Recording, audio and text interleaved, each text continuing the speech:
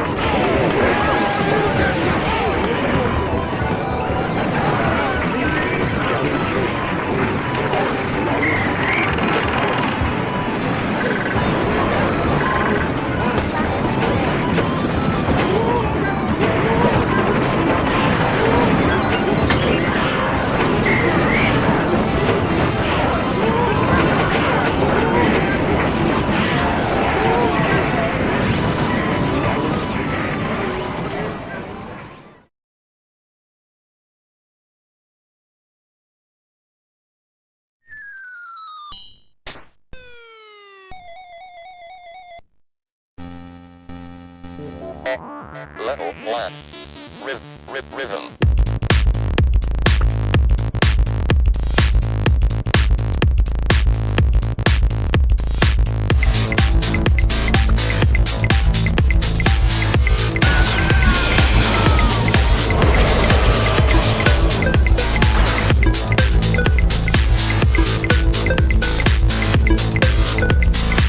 Gotcha, man, girl, I'm gonna make it last. I give it to you right, girl, whenever you want. So come on, girl, let me take you to another world. You the one that I love, there ain't no other girl. Die for you, cry for you.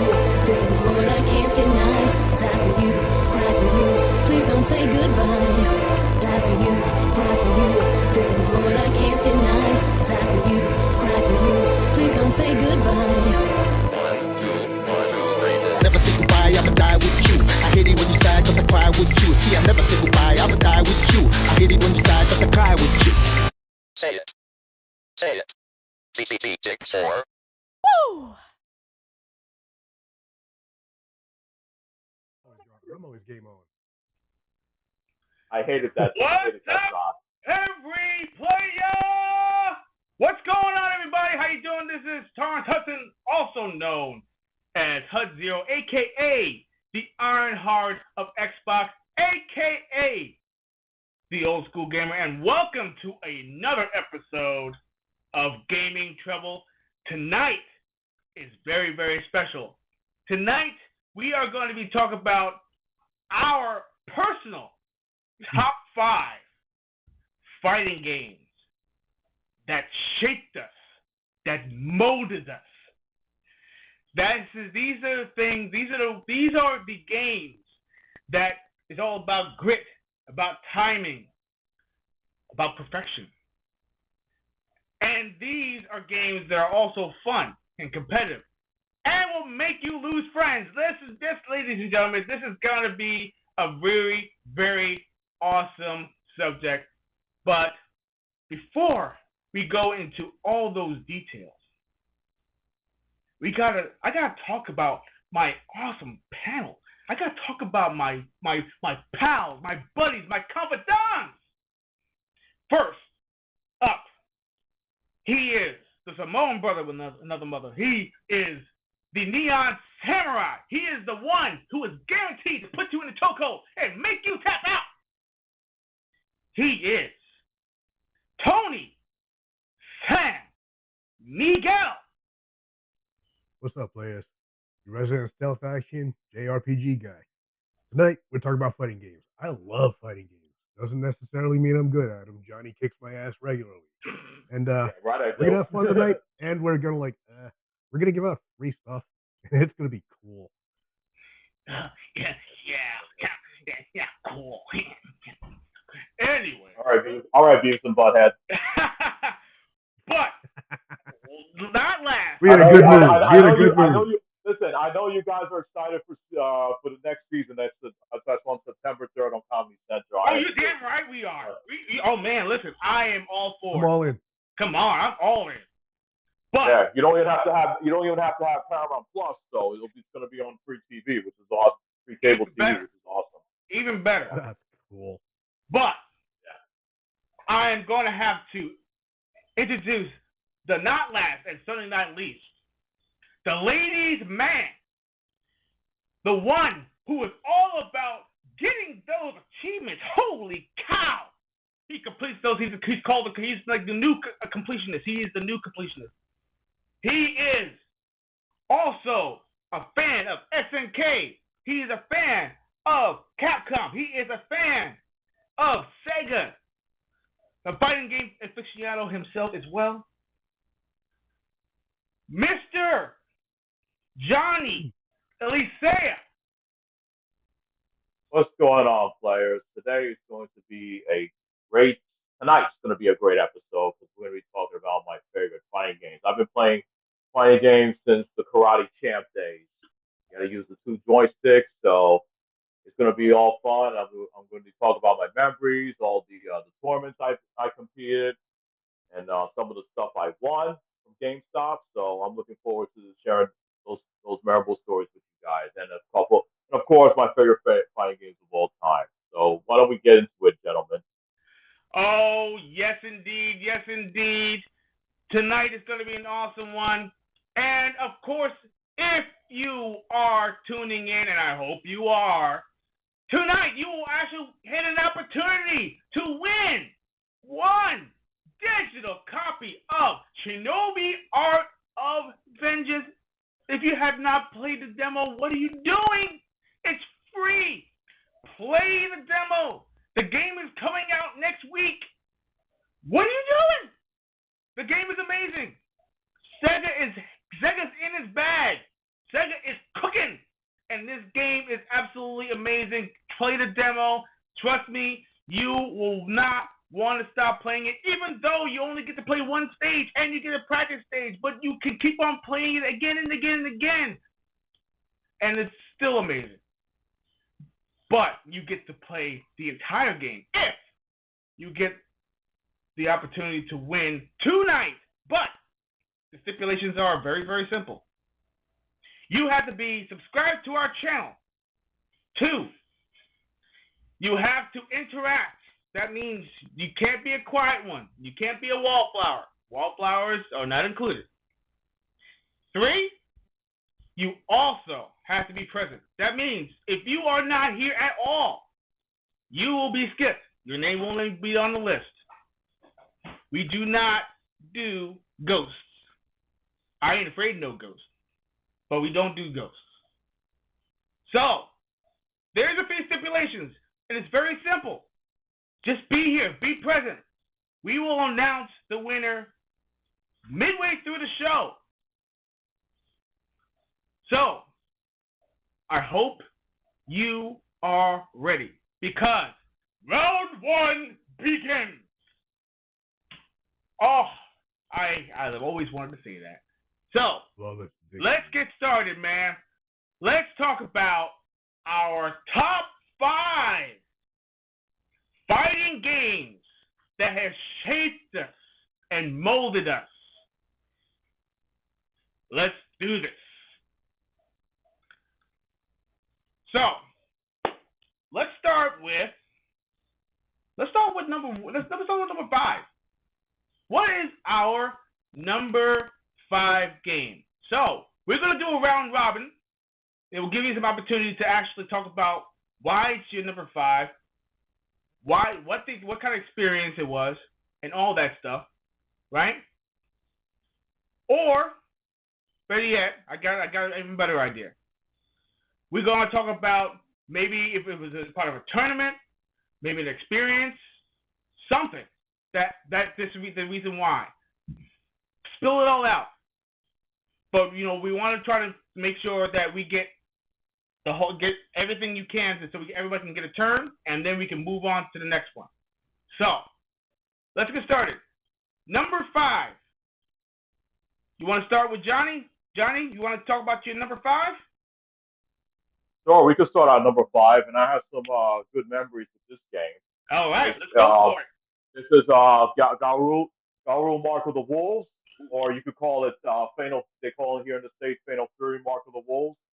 I think this is SNK's answer to Street Fighter 3 Dirt Strike, because in the Street Fighter 3 series, in the beginning, the only returning characters was Ryu and Ken, but in Mark of the Wolves, the only returning character was Terry Bogard, and this time it focuses on Geese Howard's son, Rock Howard, and the story involved. And you got to see Kim Kaplan's 2 sons, Don Juan and John Hoon, and then there was also other characters that's they're either students of the older characters, and also it tells you everything that what happened after Geese's death. So, and plus on top of that, I do like the just defense system, and I thought the just defense system, the graphics were beautiful in that game, and the controls were very tight on that. And I remember I competed in a Mark of the Wolves tournament. It was one of my friends. It was me and my friend Danny, and it was one of the closest fight matches I ever had. I was using Terry, he was using Don Juan. His Don Juan was sick, and he was destroying. His Don Juan was destroying everybody that we knew. He destroyed the whole Psycho crew that Torrance and I knew. And you know Danny's Don Juan. Oh, yeah. I still talk to him this day, my Brazilian brother. And this him and I were going back and forth. It was the last fight, and I was lucky because my life was down the hatch, and if I did not pull that power geyser right when he was about to drill me with his drilling kick, and he would have taken that whole match, and he would have had me beat. But I was lucky to pull that power geyser out of nowhere and caught him in midair with it, and that power geyser saved my butt right there. Nice. So I had great memories of this game. It's one of my favorite Dreamcast games of all time. Awesome. And I'm glad after 2 decades we finally got City of the Wolves, which is a very successful game, and it's been going strong to this day. So that's my number 5. That's awesome, man.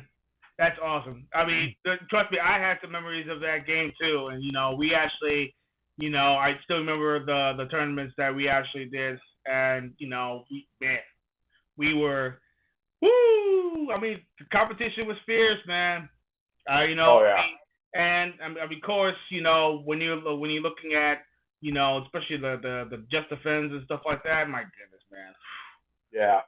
Still. But if you know how to just defend and everything in that game, you was top notch. That was their answer to the parry system for Street Fighter 3, but they had a unique system with it though. Almost it's like the Samurai Shodown Grudge a little bit. Yeah, and the TOP system also, which is pretty cool too. So that way you actually have the opportunity to get an edge. So that's awesome, man. So that's your number 5. Let's go. Number 5. Let's go with Tony. Tony, what is your number 5? I chose these games based on my experiences with them. So I'm going to say Tekken Tag. Oh, all right. Yeah. Which one? Everybody knows the lore behind Tekken and all that fun stuff. We can talk about that all day. But the experiences I had was better. That's Friday nights when me and my buddies, all of us, would be like 20 deep in the arcade, all circled around the Tekken Tag machine just to beat the living daylights out of each other on screen and talk shit all night, man. It was great. And we closed out the night with a diner trip. Nice. I have such fond memories because of Tekken Tag. That's why I love that game. My God. Also, I love Cheap and Fools with Law and Florag. Parag and yeah. Eddie. And I tend to body people, right? Until I get someone who's actually skilled at Tekken and they kick my ass. It's funny every time. Man. Yeah, man. I love Tekken Tag. Tekken Tag it was like, So much fun. oh man, The music was great, and the PS2 version was superior over the arcade machine. it was phenomenal. Here's the thing with Tekken, anyone can play. You Yeah, didn't have to learn all these funny button combinations. All the characters, like, they have the same basic moves. Anyone could play, just like the original Mortal Kombat. Anyone could just jump in, figure it out in a couple seconds, and play. That was the appeal of Tekken, why everyone loved it. It was fun. Mm-hmm. Yeah. That's awesome, man. And I tell people all the time. I say that Tekken, I love Tekken, but Tekken Tag is just like it's like double the fun, especially when you're having two of your characters and you share the same life bar. So that means no. I mean, don't share it, but I mean, you have one shot. That means in the round, if one of your characters are down, both of you down. Exactly. You lose a round. No, they have their own life bars. But if one of your guys gets knocked out, then you lose the round. Yeah. So you have to be very strategic. Yeah, very strategic. You have to have their own life bars and all that stuff, man. It's so good. I love it. I love Tekken Tag. You know, my characters. I mean, I always lose Nina Williams, and sometimes I lose Law, but my favorite character definitely is I use Michelle. I love Michelle. Michelle's my girl, man. Indian princess. She's my girl, baby. Yeah, I usually use either Paul Phoenix, Lee Chao Lang, and Armor King, and Gon Ryu. Oh man, Gon Ryu. You happy that Armor King came back though? You're no joke. You're one of those guys who kicks my ass. Armor King's gonna be awesome, man. Especially the misfit he has in Tekken 8 right now. Oh my god, there's so many opportunities he could do, and then he could use the flame. Oh, bro, it's gonna be nasty. Yeah, and I love his tribute to freaking wrestling and all his people freaking moves. He is a wrestler. So I know he's a wrestler, but I love that. I love the fact that he has to overemphasize that, throughout, for his super moves. That's so awesome. He can get out very well to the game. Yeah. I've never seen wrestling translate well to a game like that. Oh yeah. So that's where the whole grappler starts. Indeed. Yeah. So it's like, you can grapple in Tekken? Nice. Mm-hmm. So my favorite top 5, number 5 is Killer Instinct 2. Nice. Now, people are like, Killer Instinct 2? Yes. I'll tell you the reason why. Number 1, they improved the combo system. You no longer have to memorize where the buttons actually are. It's from high to low. That's 1. 2, it's pretty much about muscle memory. Now you do have a parry system. It's kind of hard to do. Holding back and the light punch button to actually do a parry button. There's a parry in the game. There's actually a ultra breaker. You can actually break an ultra. As long as your bar is actually at full, you can do an ultra breaker. That's freaking amazing. Breaker. Yeah. So, and I actually learned that through a friend of mine because I did my ultra and I thought it was all over. I put the controller down, I was smiling, but he smiled right back to me and everything. And then I thought, combo break. Yeah. Just when you think it was over. Just when I thought it was over, I said, no. And you put the controller down. That's even funnier. Oh, man. So I picked up with the controller and everything, and he actually, bro. I was like, okay, you know what? I said, you got me. Okay, you got me. Listen, man, I love DJ Combo.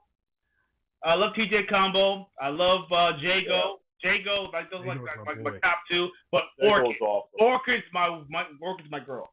Orchid. He's a heavy metal Tibetan ninja. That's crazy. Dude, Spiral's was my skeleton, dude. So. You remind me of Spiral. Spiral. You remind me of remember Golden Axe? Those skeletons in Golden Axe. Oh God, That's hate what it those reminds skeletons. me of, dude. I hate those skeletons so much, especially at the end when you Fast, try to dude. get Darth Vader and then they take so much damage and it takes so long to kill them. Oh man, Bro, oh God, yeah. ridiculous. Yeah. Man. And also one thing I want to add about Killer Instinct 2, what I liked about it is that when you play the arcade mode, the endings are different. If you, it depends. If you finish your rival with a Really? finishing move, you'll have like different. The endings will be affected.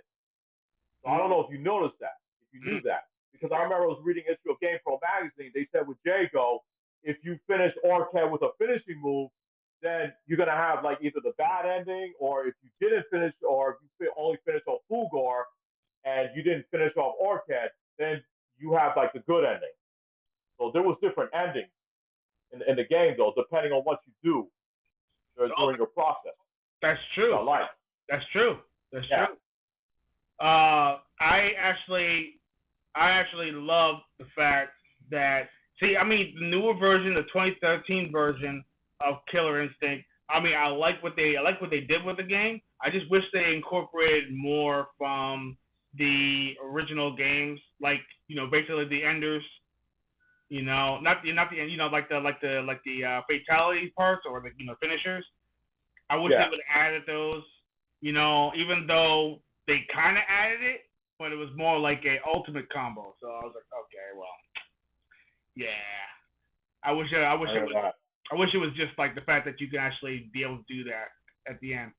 And also the mini ultras, because remember in Killer Instinct 2, you can actually do a mini ultra move as ultra move at the end of the first life bar. That's right. Yeah. So see, there's a lot of things the missed opportunities, but never really had that. But you know what I love about Killer Instinct 2? What's that? It's the embodiment of an arcade game. Down to the sound effects in the announcers. It is meant to be in the arcade. Oh yeah. Loud. Wow, and you can hear it. Yeah. Yeah. The visuals, it's amazing. We were lucky enough to get the perfect port to our home systems. Yes, that's true. Right. Killer Instinct Gold, that was on the N64. Yeah. That's right. Yep. We still got it. Oh man, awesome. I still love it.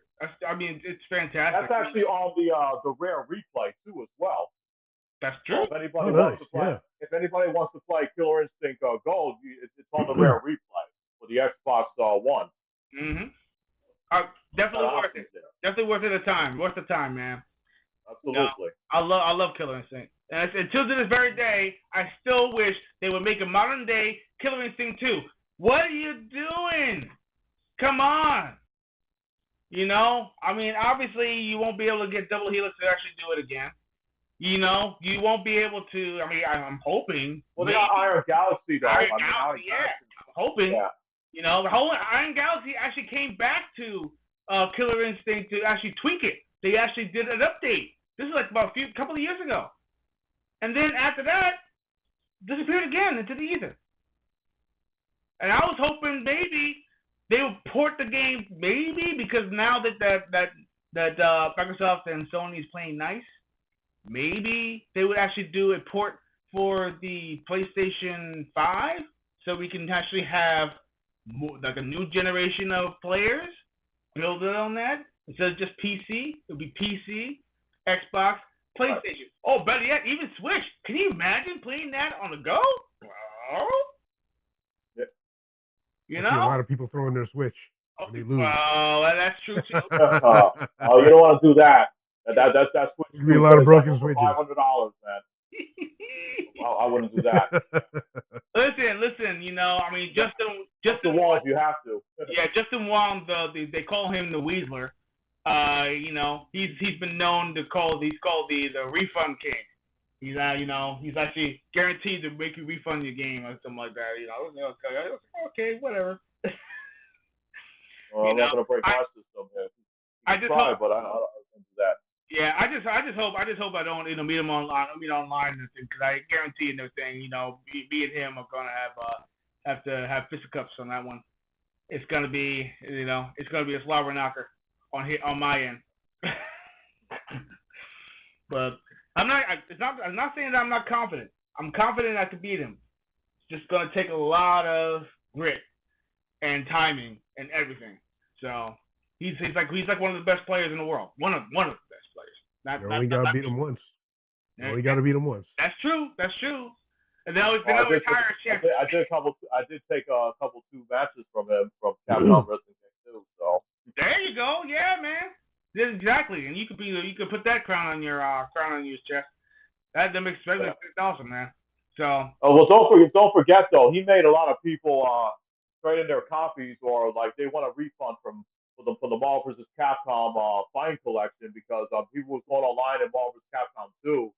He was whooping everybody online in Marvel vs. Capcom 2. I think he did it for both the PC screen, the PS I think it was the PS4 version, the Xbox One version, and the Switch version. Like he was doing it on all systems. Like he was getting #1 on the leaderboards for all the systems. Yep. Like he wanted to evade all the systems because that was his baby. Hey, listen, man. What was he? A five-time Marvel vs. Capcom 2 champion? What was that? Something like that. I don't know. Yeah, I know I know that's his game. So. Yeah. So, but let's go into number 4. Number 4, yes, please. Number 4. What is your number 4 fighting game of all time? Okay. Number 4. I had to go switch back and forth to one or the other. I mean, I love Mortal Kombat trilogy, but I got to give this one to Mortal Kombat 9. Oh, and the reason why I picked MK9 is because this was Mortal Kombat's biggest. It was their biggest comeback because people were losing faith in Mortal Kombat because they didn't like the 3D realm. Mortal Kombat versus DC didn't do too well, and people were losing faith. And this was like the huge thing. They decided to go back and they rebooted it from the first 3 games. And what I loved about this game is that the single player was just like the most funnest thing I've ever seen. The challenge tower was so fun. And what I loved about the challenge tower is that anybody can play this and have fun. You don't have to be an expert in Mortal Kombat to enjoy this game. You know, there's something for everybody. So, and I played it. Definitely not an online. expert. What's that? I'm definitely not an expert. There you go. Well, there you go. That's why you enjoyed it. For guys like me to play. Exactly. And then you got this, and plus they had a training modes and everything. So, but I love the online was fun, especially King of the Hill. I had so much fun playing King of the Hill. I had so much fun playing ranked matches. You know, I was dominating with my sector online. When I first started out playing online, I already got the win 10 ranked matches in a row achievement on the first night. So I was catching people with that teleport punch, and then right after I caught them with the teleport punch, I go into other juggles and stuff like that. So that was fun. The story mode was good though. Yeah, I mean there was some parts of the story mode that kind of like pissed me off, but I thought it was very entertaining. I love the fact that you got to play with each character in the game. You got to see how they are and how they react. Yeah, you got to see great. their story, and the story got really good too, which I liked. You know, but the end was pretty shocking. The ending of the game was a shock. So, and what I like, and also before I leave it to, I really love what they did with the Vita version. I don't know if you guys play MK9 the Vita version. The Vita version added a second challenge tower. They added another tower to do. Really? They added 150. Yes, they added 150 more challenges, and they were fun. And they have something that's called test your slice. It was like Fruit Ninja. So you got the handheld, and you just use your finger and you just cut. Barnes is laughing like he knows exactly what I'm talking about. I remember it. But that's great. Yeah, that, and then they had the test your balance, where your character is on a pole, and you have to keep your Vita like in balance. And if you're off balance, then what happens is your character falls off, and they fall into a pit. And there's different pits, so they fall into. They could fall into a spike. They could fall into like in a well of water with his piranhas, you know. So Yeah, the Vita version has so much fun, and there's so much stuff you can unlock too as well. So I thought that I love the Vita version, even though the graphics weren't good, but the gameplay was fun though. So that's my number four right there. That's Squatto right there. MK9. I think this is another round's best Mortal Kombat game. I think it's better than MKX. I think it's better than MK11, and especially it's better than Mortal Kombat 1 for sure. You know, I mean, I know you're mentioning like Mortal Kombat 9, but I still remember, and I think it was Mortal Kombat Deception. Was it Deception? No, it wasn't. It wasn't Deception. It was Mortal Kombat Deadly Alliance. I think it was. Well, Deadly Alliance was the one Shang Tsung and Quan Chi, they teamed up and they killed Liu Kang in the beginning. Yeah, that made me very angry. It was very the one. angry. Yeah, you told me it pissed you off. Liu Kang was my main. I was really angry, dude. You saw the intro. Liu Kang was beating the shit out of Shang Tsung, and then Quan Chi attacked him from behind. And then you see them snap his neck. I'm like, oh damn. Yeah, Shang snapped his neck. Yeah. It shocked me, dude. I was shocked too. That was out of Shang, but Quan Chi cheated him. That was effed up right there. But I actually like the extras. I like the extras and the things that you unlock.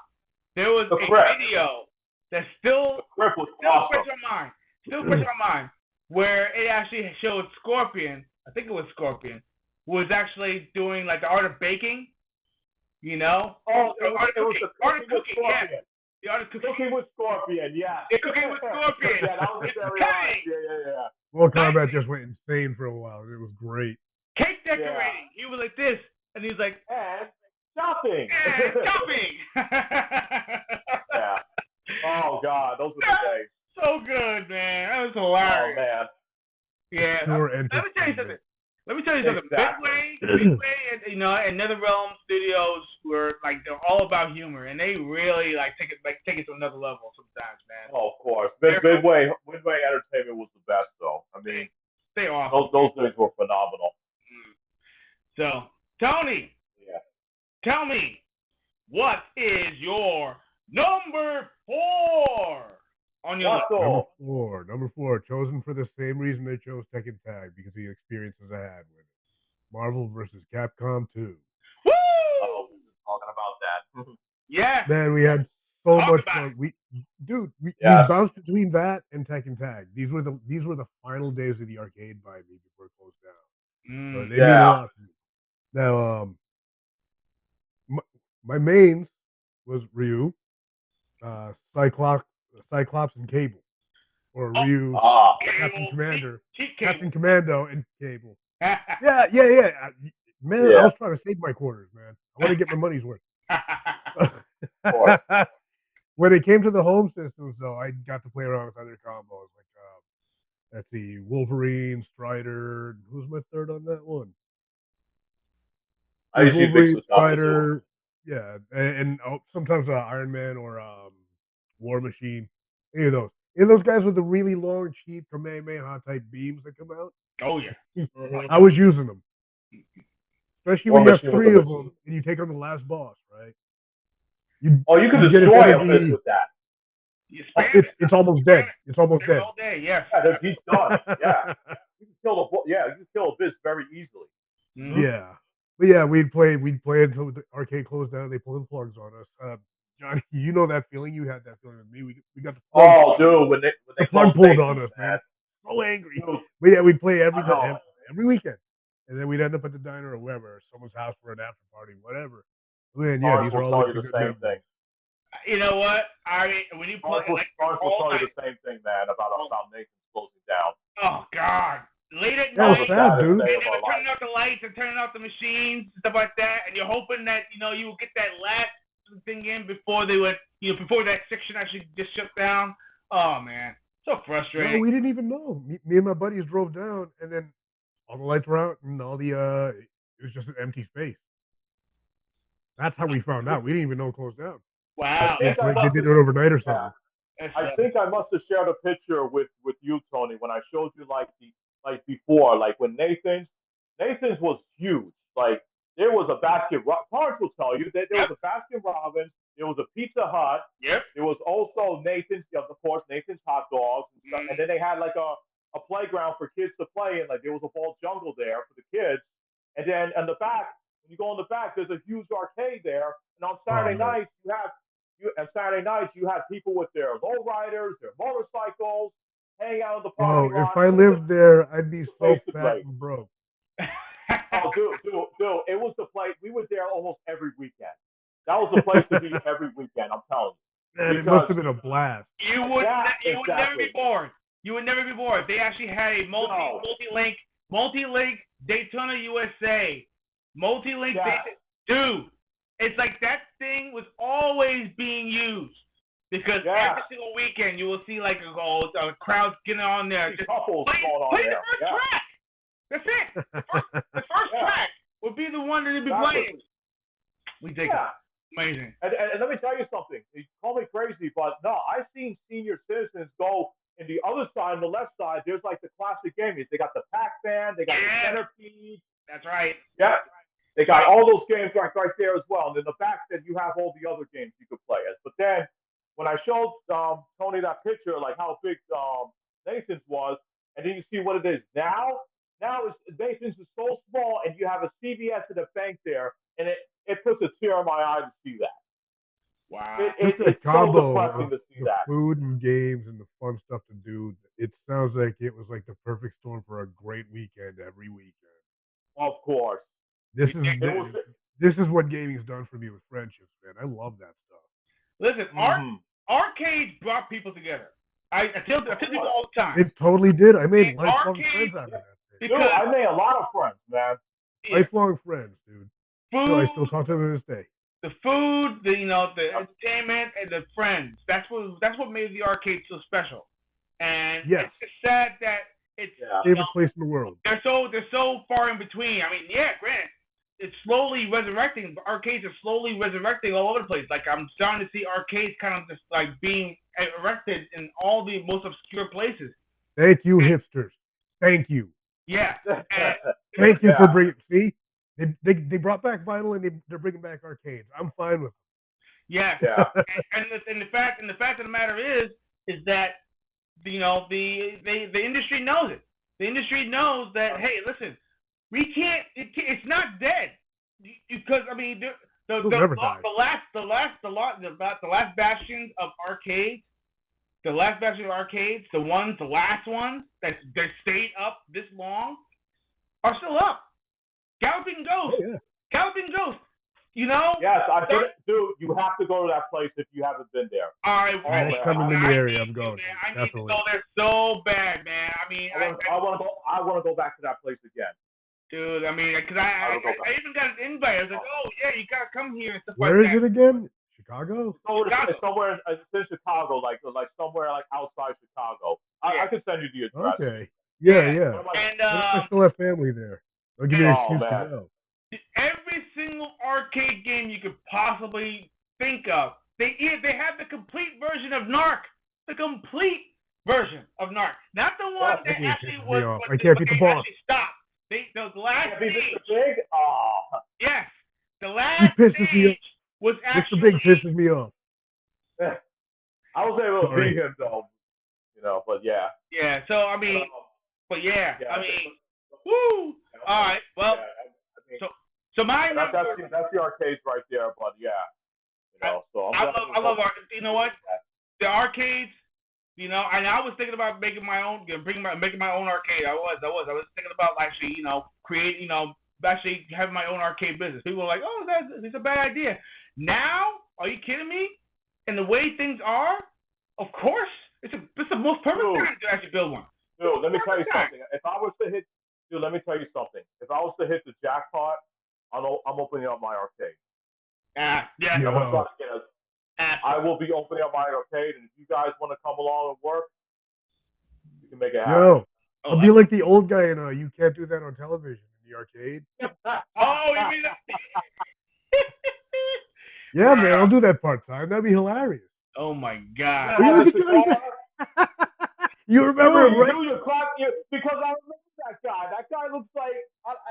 Dude, he looks like a slob, so you gotta come in with a dirty handkerchief. I heard that. I heard that. What do you want? those accounting visors on for some reason. My God, man. Oh, God. Bro. Okay. And then the producer. Yeah.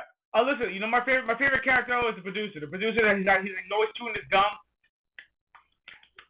Yeah. You know, while y'all like, now you got 2 minutes duration. Now you can't do it at once. How about the guy when he wants to take out the kids? He says, "Ready and."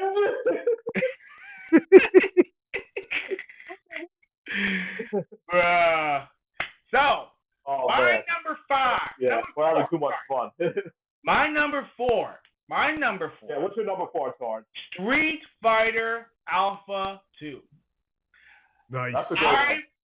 I remember the music I remember when it was first introduced in Nathan's. Yes. Now we talk about Nathan's. Yes, I remember when Street Fighter Alpha 2 was available. I remember Street Fighter Alpha 1, but Street Fighter Alpha 2 was a different animal altogether. Now, number 1, it basically goes back into basics. It's not like the alpha count, combos and all that nonsense. Nope. It goes right back to pure brass tacks fighting. Old school Street Fighter. Right. Yeah, absolutely. Add some custom combos to it. Hey, that's right. The custom combos, and also what's great about the custom combos, it gives you an opportunity to get some nice licks in. Even though it takes very little energy away, it actually does help you in the long run. But here's a caveat. You are in forward motion.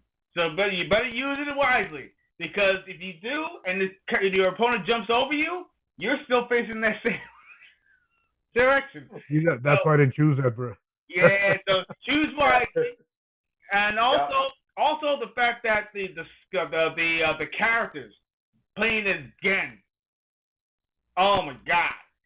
Switching different styles from Snake to Crane. Yes, he is nasty. He is one of the nastiest ones. And of course, I love Rose as well. But and of course the fact that Sakura, my gal, Sakura was at it. Yeah, Sakura was a kick-ass girl as well. So, and her stage is pretty damn wild. I love her music. So, but that's basically that game right there. That was the way that I actually. That's what I loved about Street Fighter. Street Fighter Alpha 2 helped me learn about patience. Helped me learn about how to really be creative with your combos, because I was so used to button mashing. No, this ain't no button masher, brother. No. Oh, no. Not one bit. No way. It took me back. It kind of grounded me a little bit, because I got a little feisty with the controls and everything in Street Fighter Alpha 1. Street Fighter Alpha 2, not so much. And I also like the matches and everything that me, Dorian, Mark, when we had it for PlayStation 2. Oh my God. PlayStation 1, yeah. PS1. Oh, it was grueling. The Saturn version was good, though. The Saturn version was so much better. Actually, the Saturn version was the best one. Yeah. Yeah, it was way better than PS1, though. Yeah, but everyone, exactly. The PlayStation 1 version, but yeah, I mean, but the arcade, nothing beats the arcade. And now that the Street Fighter collections actually has the Street Fighter Alpha 1, 2, and 3 available, I'm in heaven. I pop it in once. Did you like Alpha? Here's the thing. Did you like Alpha 2 Gold, though? I thought Alpha 2 Gold was pretty good. No, Alpha 2 Gold was refined. It actually was better. I think it was the fact that you could actually play as you could play as Cammy in that one. Cammy, right? Yeah, Cammy was. But she was only available 2-player, and then they had like the other. You could easily pick all the other versions. Like you could play as Evil Ryu, Shinakuma, the original Dalsim, and the original Zangief, and the original Ryu, Ken, and so many different versions they added. Now tell me this: the original versions of the characters were OP. They were a lot stronger, but the problem is that you didn't have the bars. That's the thing. That's the only look. They more than make up for it, nothing with brute strength, especially Zangief. Zangief, Zangief spinning power. Yeah, spinning power driver does so much damage. Oh man! It always has, though. It always has. Remember the original Street Fighter 2? Yeah. Of It course. damn near took half your bar. Oh, dude. Yeah. If you use the Fierce Punch, yeah, it takes almost half your bar. The Fierce Punch, forget it. You know what? That That reminds me. pile driver, dude. That reminds me. That It was one of the reminds most me. difficult moves to pull out at the time. Exactly. It's cheap though. Mm-hmm. Yeah. In Street Fighter 2, the original version, I still remember it to this very day because I went to China Gifts in White Plains. I think you're familiar with that place. China Gifts. When they Street Fighter when they had Street Fighter 2. Street Fighter 2, I remember there's a guy who was a Zangief player. I mean, like he was a kick-ass Zangief player. Round 1, fight. He grabs you right in the beginning of the round. Yeah. I was like, it's like he vacuums you in, a too. half screen away. A glitch or something. Yeah, I was a half screen away, and he grabbed me out of nowhere. That's a known glitch. Yeah. I said, "Yo, what is this?" It was so unfair. I mean, the match didn't even started yet. I barely didn't even get a chance to jump. It's so bad, man. That was so. It was. That's my excuse. It was one of the worst glitches in the game. It was one of the worst glitches in the game, but for some odd reason, But the thing is that you have to do a full 720. You can't do a half 720. You have to do the full 720. You twice. Get to pull it off. Do it twice though. You have to do it twice. Or you just jump away and look like an idiot and get hit out of the air. Exactly. I screw up constantly. I'm not a good Zangief player. My gosh, man. So, but that's my number 4, and we can go on to our number 3, or we can actually talk about a couple of things like our fun things that we actually had, like certain fighting games that we played in the past that were obscure. You can kind of throw that in the mix. Because right now we want to try to get into we're actually pretty much in a lull of the episode right now. Why not throw in a couple of memories of games that were very obscure? Like let's talk about games. What do you mean by obscure? Obscure what do you mean? Meaning games that actually fell under the radar that we actually played that we might have. It might have been like what do you call it? An uninhibited bliss, so to speak. We actually like something like underrated, but it hasn't been played that much. Yes, exactly. Oh, yes. Okay. I have a game though. It was actually on my top 10, but you're looking at it in my background right now. Is Tatsunoko versus Capcom.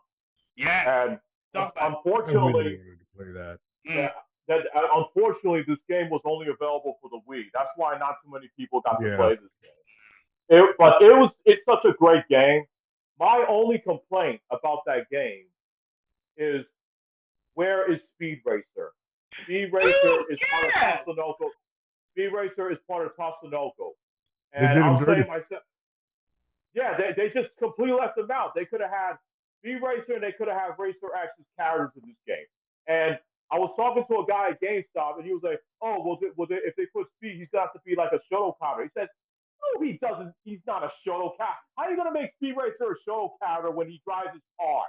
Okay, I could think of so many moves with Speed Racer. Like he can call his Mark V to shoot missiles or to do other weapons. Sure, he could have like a dash attack. He could throw like some wrenches. He could pull out his helmet, and he could have Trixie in the helicopter, shooting downwards, like maybe shoot guns at the opponent. I mean, come on.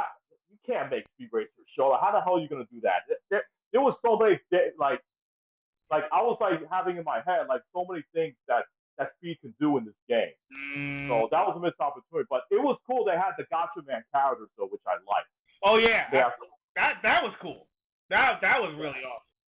They have Pekka Man in that game. And this was the game that Frank West made his debut in a fighting game. And they also had Saki from Onimusha, Dawn of Dreams in that game. They had an actual Onimusha character in a versus game, which is cool. And they had the. Go ahead. You gonna say something? No, I was gonna say that's freaking awesome. That's the reason why I actually feel like it was a game that really was it was like underrated. It was completely underrated.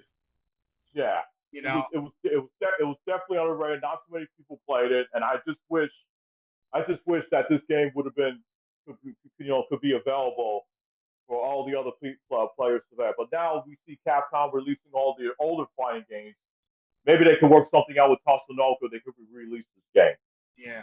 So, but yeah, but I had fun with this game playing this on the Wii. And then what I liked is that they had Mega Man, but they had the Mega Man from Mega Man Legends in this Let game, me which is ask you cool. something, Johnny. In the Sure. Tatsunoko, in the Tatsunoko side, did they have the characters from Zillion or any of them? Which ones? Jillian. Zillion. You ever hear of Zillion? The old Sega game. Yeah. I Oh don't wow. know. Holy No, but crap. they had characters from Yada Man, and they have they had Koros in the game, and they had All right. yeah. They answer my question. So Then I'm gonna save Zillion for Sega Day. Mmm. We're gonna have right. one of those soon, man. So stay tuned. Mmm. You never Plus, know. you I love me. You all love me. mean, Oh man, man, oh man. but no, I don't. Yeah, no, unfortunately they don't though. But yeah, but there were some characters that should have been from the top Snoka side should have been in this game. But yeah, those are my thoughts. That's one of the games that I enjoy. That's underrated. So what Yeah. about you guys? Yeah, with me? Oh gosh. There's one game that came out a long time ago. This is before the days of Soul Calibur and Soul Edge. This actually came out for the Super NES and the Sega Genesis. The game is called Weapon Lord. Weapon Lord. Damn. Weapon Lord, yeah. Weapon Oh, Lord. that was a brutal game. Yes, that game was difficult. It was difficult to play, hard to master, but once you actually understand the move sets, my God, the combos, the brutal moves you can do in that game is fantastic. And of course, you were able to do a finishing move, decapitation or explosions or whatever it is, depending on what move it actually is. I love the fact that certain characters you can be able to decapitate them, and you can be able to juggle their head a little bit and stuff like that, and make their head explode. It's brutal, but it's so well done. It's crazy. The Super NES version was superior, obviously, but the Yeah. Sega Genesis version actually, I believe, had smoother controls. So I just feel like that game was so underrated, and the combo system is actually good. There is a combo system in the game, and blocking. Obviously, you can actually press back or you can press a button to actually block.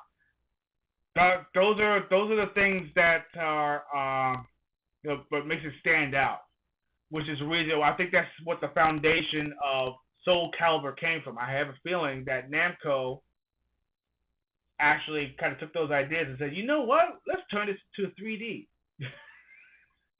And then lo and behold, Soul Edge was born, or Soul Blade for the PlayStation at home was called. Right.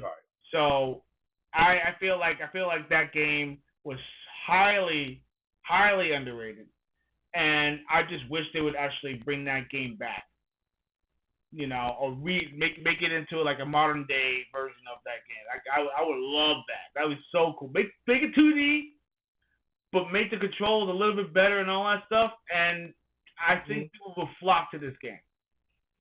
Oh yeah, I'll be down for that. Absolutely. What about you, Tony? You have a game that kind of like was thrown under the radar and actually was like give you an eternal bliss. Yeah, buddy. Remember Eternal Champions? Oh yes. Oh yeah. Was that game Yes, nuts? of course. How could we not? Woo. Yeah. Woo. Such unique and different characters, and what an original storyline. The game was insane. Mm. And I love that I it had remember. fighting styles that were not in other fighting games at the time. But the characters are so cheap though. The Oh, yeah. AI is cheap. The AI reads your They moves, kick your man. ass all over the tell like. you. It's a very frustrating game, but it's amazing. It is, it's fun. But the fact is, I mean, the commercial was no joke. Yeah, it's Who are your brutal. mains? It's brutal. Who are your mains? Yeah. Mine was Midnight and Larson. Yes. Larson. Yeah, I man. remember the Sega CD version was pretty brutal too. The Sega Yeah, CD because they had version those was better. stage I think the fatalities. Sega CD version was better. It was better. It was much Oh, better. yeah. That's what I'm saying. They were able to put in it was so much brutal. more. Yeah. And more characters. Loved it. And what they're doing, Oh yeah. there were more characters. Yeah, they put more characters in the Sega CD one. Mm-hmm. Yes, they did. But the last Yeah, boss, that's my game. So yeah, I remember the first time I beat the Eternal Champion with Larson, beat the living daylights out of him because I started cheaping him. I just kept crossing up and kicking him in the head, and I did it again with Midnight too. Gotta do what you gotta do. Listen, bosses are made to be cheap, Darn. Cheap the bosses. Yeah. Don't try to get fancy. I've been cheaping people since M. Bison. I've been cheap. I'm cheap as hell. Dude, that's what you gotta do. You gotta do. If it's a computer, I'm cheap, dude. I only have honor when I'm playing another player. You have to do what you gotta do. Otherwise, they're gonna be cheap on you. Oh yeah. Absolutely. And then I can't unlock shit. So yeah, I gotta cheap them. Of course. I don't blame you. You have any other ones? You have any other games that that might they've been thrown under the radar that you might say, hey, you know what? Why not? Guilty Gears X. That didn't take off very well here, but I loved it. Which one? Guilty Gears X. Oh, Guilty Gears X. Well, the Guilty Gears. Yeah. The Guilty Gears series is getting more popular right now. But back then when Zex was out, it wasn't that big. This was what, 20 years ago now? Because I was still working at GameStop.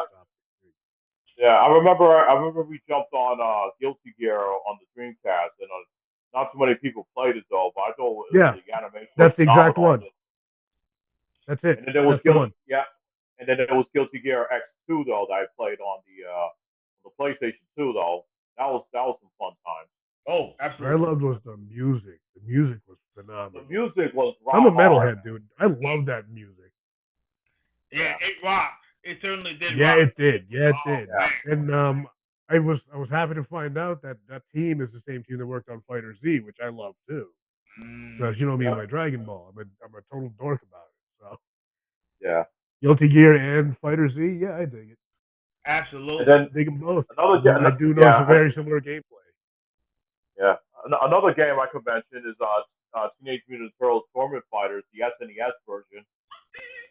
Nice. That's another one.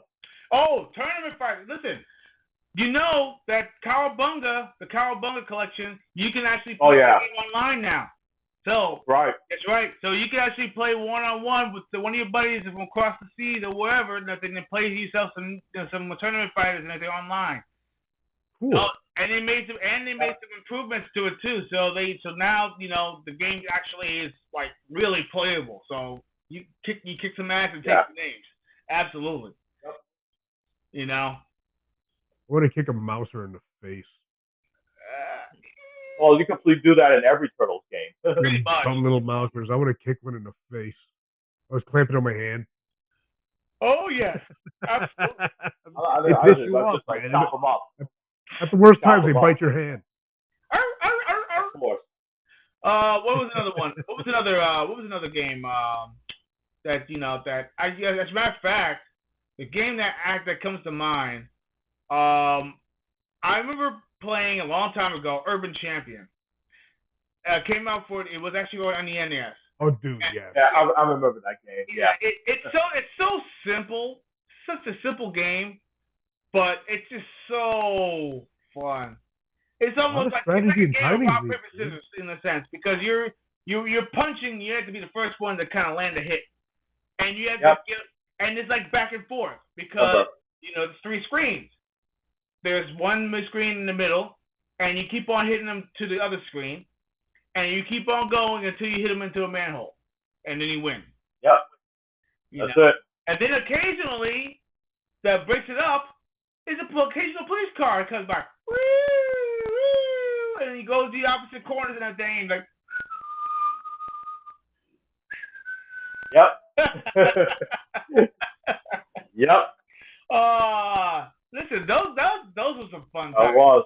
I love Urban. Those are the best times. You know what I did want to mention? I did want to mention that when Tony was when he mentioned about Marvel's Capcom 2, I remember I was the first one in town that had the game. I had the Japanese version, and everybody wanted to come to my house and play that game. And Carl wanted to play it, and they wanted to. So I decided to do like for one night though, when my parents was gone for the weekend. I had everybody come to my house on that Saturday night. I think you was there. I remember Dorian was there. A couple other people were there. We all spent the whole night playing MVC2, playing all these matches. We had pizza, drinks. Dude, Oh man, it was up that until was fun. like 2 o'clock in the morning, 3 o'clock in the morning. Like two or three, like everybody didn't leave my house until like 2 or 3 in the morning. It was crazy. On that night. It was so much freaking fun. Oh yeah, my God. all night, man. I don't know if I told Tony about that story. I don't know if Tony heard it though, but I wanted to mention when you mentioned Marvel's Capcom 2, I was just telling Torrance that there was a time when my parents was gone for the weekend, and I was the only one in town that had the Japanese version of Marvel's Capcom 2. Because you remember back in the day, the Japanese version comes out first. Yep. So Yeah. I had the Japanese imported version of Marvel's Capcom 2, and one Saturday night I had everybody in my house from like 8 o'clock at night, and everybody didn't leave until maybe it was like 2 or 3 in the morning. Damn, B. We were playing that all night, man. Yeah, it was fun. Listen. Yeah. Those were the days. Listen, ladies. Because I was the first one to have that in town. Everybody wanted to play that game. Players out there, you young players out there, you have no idea how much fun our generation of our players actually, were. We were the ones who did the all-nighters. We were the ones that actually had pizza, LAN parties. We're the ones that actually went to the arcades and everything until the arcades closed. We are the ones that built your video game empire as it is today. We are the ones that actually made video games as popular as, because remember, without us, the ones that actually were there, the ones who actually did the midnight launches, the ones who actually were talking about these games, playing these games, trading these games, man, we actually built this empire, and I think you gotta respect it, because because right now all you guys are worried about are the influencers out there who actually talk about all that stuff, maybe for entertainment purposes, whatever it is. But what you don't understand is that we are the ones who had the fun, who actually were about the excitement about the game. We were the ones who actually played the game because we actually loved it, and we had friends who were like-minded. Yes, we were the ones. We were the ones that actually kind of put the video games on the map. And you know what I want to add? You can call us nerds all you want to, video game heads. We got called everything but the Son of God. We actually. I prefer the term video. Yes, absolutely. So, or video. Yes, but I tell you, who's the fool now? I'll tell you what, Tony, did you want to say something before I jump in? Yeah, here's my approach. Torrance shared a lot of fun experiences. Any young player out there that hasn't had the chance to try this, you can still do it. Get out there, call your buddies up, go to their houses, whatever. Pick a game and have some couch co-op. You will have so much fun. Give it a shot. I encourage you. Exactly. Yeah. And here's the thing, though. Back in those days, we didn't have online play. We had to come to people. We had to go to people's houses. So if you lost the game, you can't blame the connections. You can't bring the lag or anything. That's your fault. Oh no. Yeah. Talk that talk. You can only blame the controller or tell the computer it's cheating. That was my excuse. It's the controller, man. No, the computer cheats so bad. No, dude, you brought your own controller. That's why I tell everybody, bring your own controller. I don't want to hear excuses saying that your buttons are messed up or whatever it is. No. You bring your controls and we're going to duke it out here in my place. And it's the best way to go. And what you mentioned about influencers, I will say this. At least the influencers are telling these people about this game and that game. But most of these young influencers did not experience what we went through. Because what you just said that earlier, Torrance, is that that all these people are talking about these games and saying this and that, but you just pointed it out and say that these young cats, these young whippersnappers, never went through this, but all three of us did. So we lived it. That's right. You know, unlike them though. So I like the point that you made there. Yeah, I encourage them. Go out and play. Trust me, you will enjoy it. You will love it. You'll have a lot more fun than just saying it. You might make stronger friendships out of it. It's an experience you need.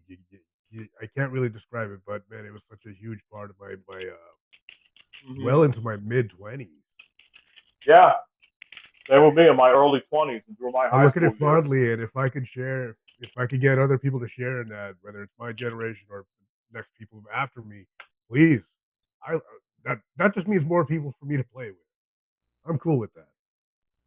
Absolutely. Going back into the days where, because I keep on referring back to like the arcade days, and believe it or not, the arcade days were so influential in video games. People don't realize that was the pillar. That was the pillar of video games. The arcade was the ecosystem, the nucleus, if you will, of video gaming. And the fighting. If you have an arcade near you, go. The fighting game scene was born in the arcade scene. Right. Hands down. Street Fighter. We talk about other obscure fighting games. We can go on Combat History, Mortal Kombat, Killer Instinct. Yeah, King of Fighters. Art of Fighting. Primal Rage. Your Primal Rage. That's right, Primal Rage. Oh my God, Primal Rage! Wow, it was hilarious. Primal Rage, believe it or not, during those times they were. Because I remember Game Pro magazine, they did like a session with all the strategy guys on how to do some sick combos with these characters in the game. Yeah. Primal Rage. That played pretty well. I'm glad you mentioned that one. Primal freaking Rage. That game there. My brother had the action figures. The action figures were cool. It was so unbelievably. I love Primal Rage. Love Primal Rage. Such a fun game. Kicking someone's ass as a farting gorilla is hilarious. Chaos. That's one of the reasons I love that game. It's hilarious. You could puke on them too, and don't forget he has a fatality. Tony, do you know the fatality? It's not like a 10-year-old boy laughing at that shit, man. It's hilarious. Don't forget, Tony. Chaos had the best fatality in the game, and that was the golden shower where he pisses on the opponent. Yeah, what the hell, man? It's so absurd. Listen, I mean, wow. How the hell did you get away with that? Knows about it. I think there was a controversy of that fatality. There was. They were going to ban it in the arcades. Oh, that's another thing. No. There was another thing. I'll tell you what happened. I'll tell you what happened. Like back in when the game was released, there was this kid who had the game, and he did the golden shower fatality with Chaos. His mother saw it and was pissed, so she went back to the store and took the game back, and she was trying to get this game banned from all the video game stores from around the world. Oh, that's right. I remember that. Yeah. I remember that's the first article that popped up when I looked it up. I was like, wow. Yeah, I was like, August 1st, 1994. Yeah. Tony, you're looking it up, Tony, right? Yeah. I'm looking for video, man, because that's hysterical. Yeah, that was crazy. This woman lost her mind, and she wanted to get this game banned. There, I found it. There it is. I told you. Yeah, it was just bad. Magazine. Because Game Pro magazine. I read this shit when I was a kid, when I was a teenager. I was like, this mom has lost her mind. I was like, that's your fault. They found it. That's amazing. That's why you gotta read the angle like the Calvin sticker on the back of truck. Read the back of the box. That's what the ratings are for. Hey, Exactly. That's you your know, fault, lady. listen, listen, you get what you pay for, and that's what it is. I mean, that's the same thing with Grand Theft Auto. I'll have to look at that video Pay later on. attention to what's on the back of the box. Well, that's what the rating is for. You know, It's too much. it's crazy. Yeah. I can't. That And game's then they hilarious. blame video games. The game is funny. They blame video games for all the nonsense. But the thing is, though, in the arcade, you really have no control, because, it's the arcade. So you're going to see. Yeah, but if you have the home system, yeah, exactly, man. You let your kid, or you bought this game for your kid. You should have like thought about it and make sure you read the description of that game. Mm-hmm. Come on, that's your fault, man. Absolutely. I don't know what she is today, but you're a terrible mother. Oh God! I said it there. Now people Your say parenting is bad, and you should feel bad. Mm-hmm. Yeah, that's your fault. Yep, you should feel bad. You should feel bad about it. But you know what? You know what's also bad? It's also bad that you not subscribe. What is going on? Subscribe to our channel. Come on, subscribe to our channel. Hit that like button. Hit that subscribe button. Make your parents proud. Also, please share our videos, because guess what? In a few imminent moments, we are going to be doing our giveaway. But you need to be online. So if you are not online right now, you are not getting the opportunity. So guess what? And also, if you're not interacting, that means you're sitting right there and you're twiddling your thumbs and everything, or maybe you're having yourself a ham sandwich, or something like that. Drop your sandwich, go on the computer, go on your smartphone, tap away. Make your presence known.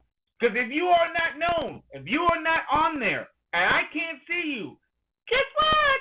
You don't get the prize. Because you know what that prize is? Once again, you will get one digital copy of Shinobi Art of Vengeance. That's right. One copy for the console of your choice or Steam. But you have to be here. You have to be present. So you got the opportunity right now. Let's get on there and let's see those names, so that way it can pop it in there. Now, getting back to what we were talking about before. Are we going to talk about our third game? That's right. Let's get on to our third game. Primal Rage gets an honorable mention on all our lists tonight. Oh, for that last yes, Primal Rage. Definitely, yeah, of course. Yes. Absolutely. Yes. Totally absolutely. I still have the Midway arcade treasures too, and I got the arcade version of Primal Rage, so I pop that game every now and then on the original Xbox. Of course. My gosh. Woo! All right. So number 3. What is your number 3, ladies and gentlemen? Yes. Okay, number 3. It would have to be going back and forth with this though between Samurai Showdown 2 or Samurai Showdown 5 Special, but I'm going to give it to Samurai Showdown 5 Special, because the reason why I say this is because Samurai Showdown 5 Special improved Samurai Showdown 5 a lot. There's fatalities in the game. There is also, they had all the characters from Samurai Showdown from 1 through 5 in this game, and then there was also different bosses you could fight in this game, and it was like perfectly balanced, and it was like the game was just like very gory at the time, and it's like you can't just like mash buttons in this game. You have to have patience, and you have to have good defense in the game. But this game right here, it's just like, to me, I just had so much fun with this, and I just couldn't believe how they fixed everything that was wrong with Samurai Showdown 5, and they updated it with special. So that's my number 3 right there. So like what I wanted to ask you is Samurai Showdown 5. Now, right. Is it because they actually implemented the combo system, or did they or was it the fact that it was actually I guess it was easier to get the kills off? It was actually easier, and plus Samurai Showdown 5 was a little bit unbalanced though, and they tweaked up everything on special, which was good. Hmm. And they had all the original bosses you could fight in that game too as well, depending on what you do in the game. So like depends on what you do in the arcade mode, the way how you finish your opponents, if you got any perfects. So there was like options, and there was like an option fan. They tell you, oh, if you want to fight a Summer God from Samurai Shodown 1, you could do that, and then you could fight a Gara, the boss from Samurai Shodown 5. You could do that as well. Mm. Or Mizuki, she's a real bitch, with her Yeah. long nails. She was very nasty, Mhm. very nasty with long distance attacks. So you had to make sure you was on defense game, otherwise she was gonna like just tear you apart with those damn nails of hers. My gosh. Yeah. Yeah. You know what? I would have to agree. Samurai Shodown 5 Special was defined. It's like was a well defined game. I mean, of course, although I do also do like the new Samurai Showdown, the recent Yes. The 2019 one. That was a good one version. as well. It's great. I mean, don't get me wrong. I just don't like the fact that you don't unlock characters. You have to buy the DLC. That was the only thing that really kind of frustrated me. Well, welcome to the new generation of fighting games. Yeah. Where if you want to get more characters, you have to buy them. Yeah. I wanted to ask you guys that. That's a good segue. I have to kind of throw this in there. Yeah. Well, why don't we talk about that? Well, here's the thing. Why don't we talk about that after we go through our number 3? Yeah. Okay, that's true. Let's go to Tony. Tony, what is your number 3? I'm trying to think because I got a monkey peeing on my head. Oh goodness. Tony. Let's see. Goodness. My number 3 oh is man. Street Fighter Alpha 3. It took everything Alpha 3, okay. great in 2 and added more stuff and made it even better. When it was in the arcade, I loved playing it. The first time I played it, I was actually overseas, and I was playing with my cousins. Okay. And they beat the living daylights out of me, but they showed me the ropes and how to play. And then when I got back to the States, I played it in the arcade here for a while, and then it closed down. And then I finally got my hands on it again for the Dreamcast, which added even more characters. And for a while, I got obsessed. I had to beat the game with every character because I wanted to know the lore and backstory of everybody, literally everybody that was there. And I did it. I wish I still had my Dreamcast VMU so I could look it up and show everything I unlocked. But yep, Street Fighter Alpha 3, my number 3. That was a good. I did like Alpha 3 though. I remember I played it on the PS1 though, but there was the loading times. But then when the Dreamcast version came out, that was the best version at the time. And I remember they had the dramatic mode. I used to play that. It was a 2-on-1 mode where you could play it. You and your partner could play as whatever characters you want, and you go up against the computers and just like tag team with them, tag team the computer, which is awesome. And I love the World Tour mode, which is great though. As a matter of fact, if any of you guys have the Capcom Fighting Collection 2, Capcom recently did an update on that. They added Young, Micah, and Eagle and Ignorant from the Street Fighter Alpha 3 Max version that came out on the PSP, and they just added them in the Capcom Fighting Collection too. So, I was happy when they just added Guile and Fei Long, and now that's awesome. Yeah. Every single character is on there now. I'm glad that they actually did that because I was first when I saw Street Fighter Alpha 3 Max, right? Upper, yeah. Upper. I was like, oh, they're gonna add everything. They're gonna add all the characters, but then people were disappointed when they found out, oh wait, what happened to the other 4 characters? I think there was a high demand. I think there was a high demand for it. That's probably the reason why they added them later. Right, because those characters were Street Fighter. Alpha 3 was because those characters those 4 characters I mentioned though, those were only locked in. Those were only exclusive to the PSP version. Yeah, So, exactly. And the PSP was the only one that had those characters. And yeah, that is correct. I'm glad they unlocked it so they could be able to, so everyone's gonna be able to play as those characters. Now more people can actually play as Eagle, which is pretty sick in the game. Yun is nasty. Yun is nasty. Yeah, Micah's pretty nasty though. She's just like Guy, but with her own kind of moves though. Yep. And and then of course Ingrid. So, yeah. That's your so that was your number. For 3 though. Anything else That's you want my to 3. add to it or no? Okay. So, all right. my number 3. And you know what? And I'm glad. I love this game. I always have, and especially the first and second game. But third game really did define, what they could actually do in the game. Vampire Savior. Nice. Darkstalkers 3, yeah. Darkstalkers 3, yeah. I love that game. I love this game. It's just, the fact that, now you actually have, where it's almost like a continual, I think this is like the first game that actually has a continual life bar. Because because based on your matches, your life bar does not come back. You have to play like your life depended on it. And the combo system was fantastic. They added so much to the game. It's just ridiculous.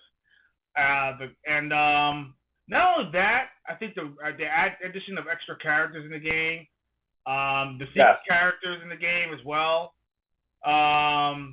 It's just I think they really nailed it with this one, and which is kind of a shame that Darkstalkers does not get enough recognition. Well, I mean it has been, but I'm surprised that they haven't done anything more with Darkstalkers. I mean, you actually added characters to other games like Marvel vs. Capcom, Ultimate Marvel vs. Capcom 3. You get to play as Felicia, so Felicia is in there. Yep. I believe. Anakaris was in the game. Anakaris, exactly. Anakaris. BB Hood. BB Hood. Mm-hmm. One, yeah. Yep. So I mean, BB Hood's nasty though. Yep. Oh yeah. Also, my goodness gracious, this one. Oh my goodness. Get your ass beat by Little Red Riding Hood, man. How embarrassing. Listen. BB Hood is nasty. No. She's nasty. Yeah. She man, let me tell you, she's one of the best zoners. She's one of the best zoners in the game. One of the best. You can set you up very well too in the game. The fact that she can be able to do missiles up and down, and also she has a flame move and all that stuff. And come on, laying down mines. Just by pressing the kick button. Right. She's Doesn't she have 2 Mac 10s and she has one of her special moves? Yeah. Yes, she does. There's a super move where she keeps stabbing you, and then she has a memory of her grandmother. Yeah. Yeah, BB Hood. Don't miss out on BB Hood, man. All right. And then she also has a super where she gives you the apple, and it's actually a bomb. Yes, absolutely. And she can actually throw what was that? I think it was when she can grab you like that's correct. Yes, baby Bonnie Hood. Spinning move. She with the spinning move. She's like, hey. Yep. my good friend Kitty Kaboom, she actually did a cosplay of her as well, and she also had one of her dogs cosplay as her dog as baby Bonnie Hood's dog as well. Yeah. Wow. She did a pretty good job with that one. Yeah. Indeed. But yeah, I did play I spent a lot of time on Darkstalkers 3 on the PS1 version. But even though the animations were missing and the frames were missing in that version, there was so much content in the game. There was like ending galleries, there was art galleries, There was also an original mode where you could like create your character, like you could create your own color editing, and then you could level up your character because if you level up your character, you can start unlocking stuff. So your character starts up at level 1, and then when you keep going and you fight tougher opponents, then you start leveling up some more, and you can start unlocking some more stuff.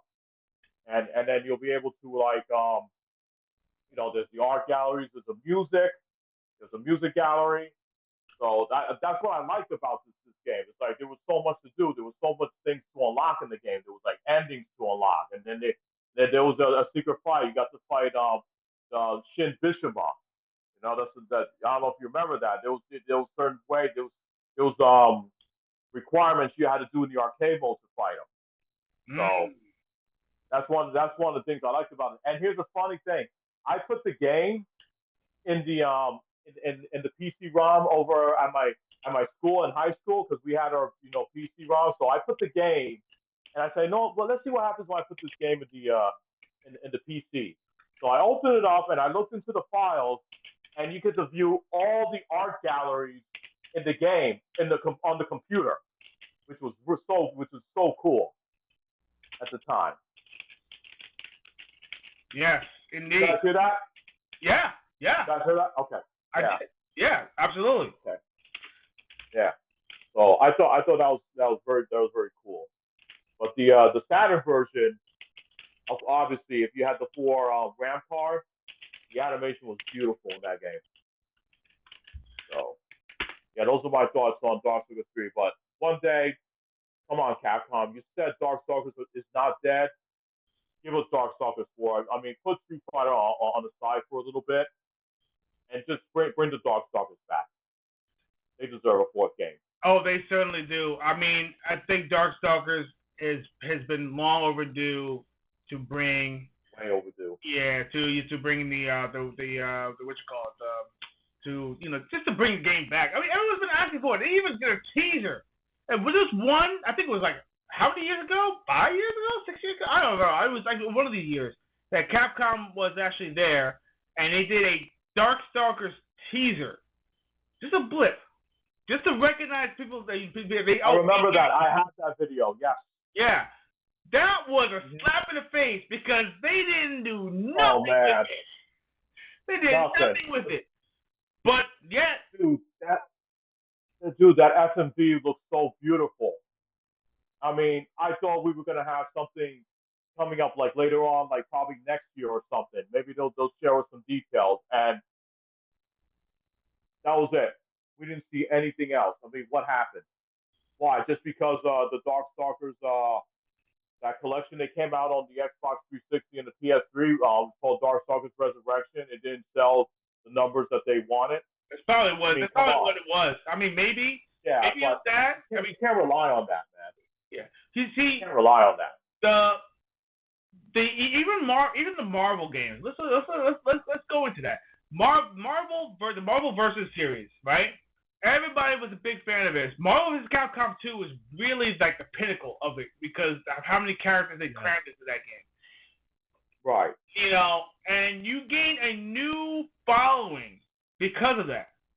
Now, like think about it. Marvel vs. Capcom, yeah, it was great, it was good. But Marvel vs. Capcom 2 was the bee's knees. It really went all out. 3-on-3, unheard of. Like all 3 characters doing Super Saiyan on the same time on the screen, unheard of. The fact that you have a roster of 64 freaking characters, unheard of. So I mean, I think that maybe if they really want to bring back Darkstalkers, they need to kind of dig deep and bring Darkstalkers back. And then add some extra characters. Kind of throw some new obscure characters into the game. Yeah, throw some new characters in there. I want to see new characters. Do it now. Do it. Yeah, come on, man. I mean, they have to be able to kind of do that. They really do. Absolutely. I want to see. There's so many creatures that hasn't been introduced into Darkstalkers. I like to see a Minotaur character. How cool would that be? Yes, there There you go. Yeah. Throw a Monitor in there. Throw a Hydra. Absolutely. Throw a Hydra in Yeah. there, or a snake-like creature. Come on. Yeah. Oh, goodness. I mean, we can go on and on. Yeah. They have a skeleton-like creature in the game. Oh. Yeah, you could come up with unique stories, with these new characters, though, and I could see the Minotaur, like he could be like an axe, he could be like an axe grinding character, like he does more hits, though, like he could be your typical high hitting character, And Senko, she has her sister as as a basically Right. a guide, right? Why not have basically because of her spirit, have someone else who also has the same ability, maybe somebody different, Right. Right. I mean, they could do Absolutely. that. I mean, come on, this just so much. Yeah. Missed opportunities. I hate it. But Yeah. That's the other one. so, let's so what do we got? Number 2. Yep, DOS, number 2. Okay. So this might be a little bit of a shock to you guys, though, but you probably everybody's gonna be saying, "Oh, why'd you choose this one though?" When there's other games. I mean, don't you enjoy it? Like this particular Street Fighter game? I said, well, this particular Street Fighter game I like though, and I spend a lot of time with it. And I love that they kept updating throughout all these years and updating it. And this would have to go to Ultra Street Fighter 4. Ooh. Now, Yeah. the reason I'll tell you guys the reason why I like Ultra Street Fighter 4 is because that is the final version of Street Fighter 4, and they balanced up everything in this game. They added like new characters. They keep adding new characters. If you guys remember they added like Arcade Edition. They added Young and Yang. They added Evil Ryu. They added Oni. And then Ultra Street Fighter 4, they start adding Hugo. They added Rolando, Elena. So they just like went all out though. To me, this is like the might call me crazy, but this is like the Street Fighter trilogy to me because of all these characters they have in there.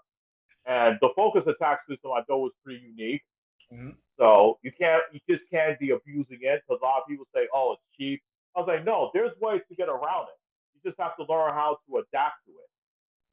So if you learn to adapt to it, then you can do it. And then they changed up the system a bit because remember there was like you can only choose like one super art.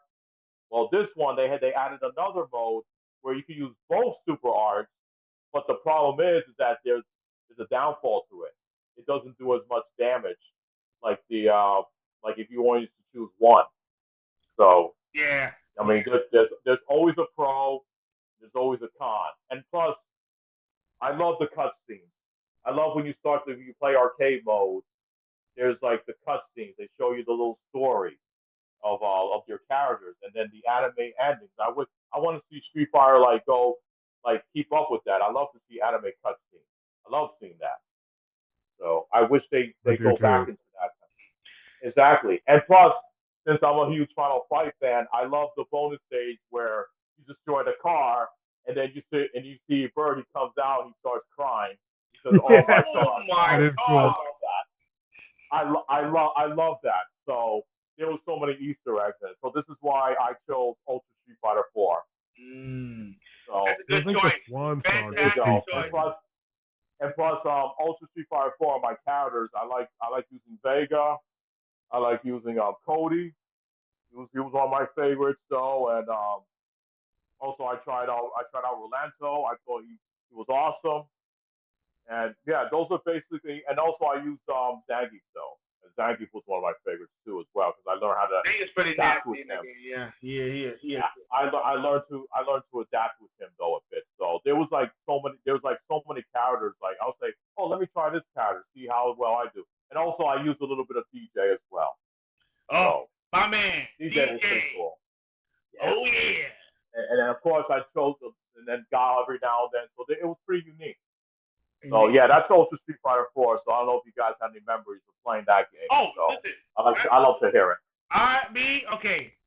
You and I, Johnny. I remember when we actually went down to the city, and there was a little event that actually introduced Street Fighter 4, and it was like I forgot what it was called. It was called my goodness. It was an event there celebrating the release of Street Fighter 4, and we got a chance to play it. And they had like the machines downstairs, and we had stickers and all that stuff, and it was wild because they had a whole line and all that stuff, right? And we got a chance to play Street Fighter 4 for the first time.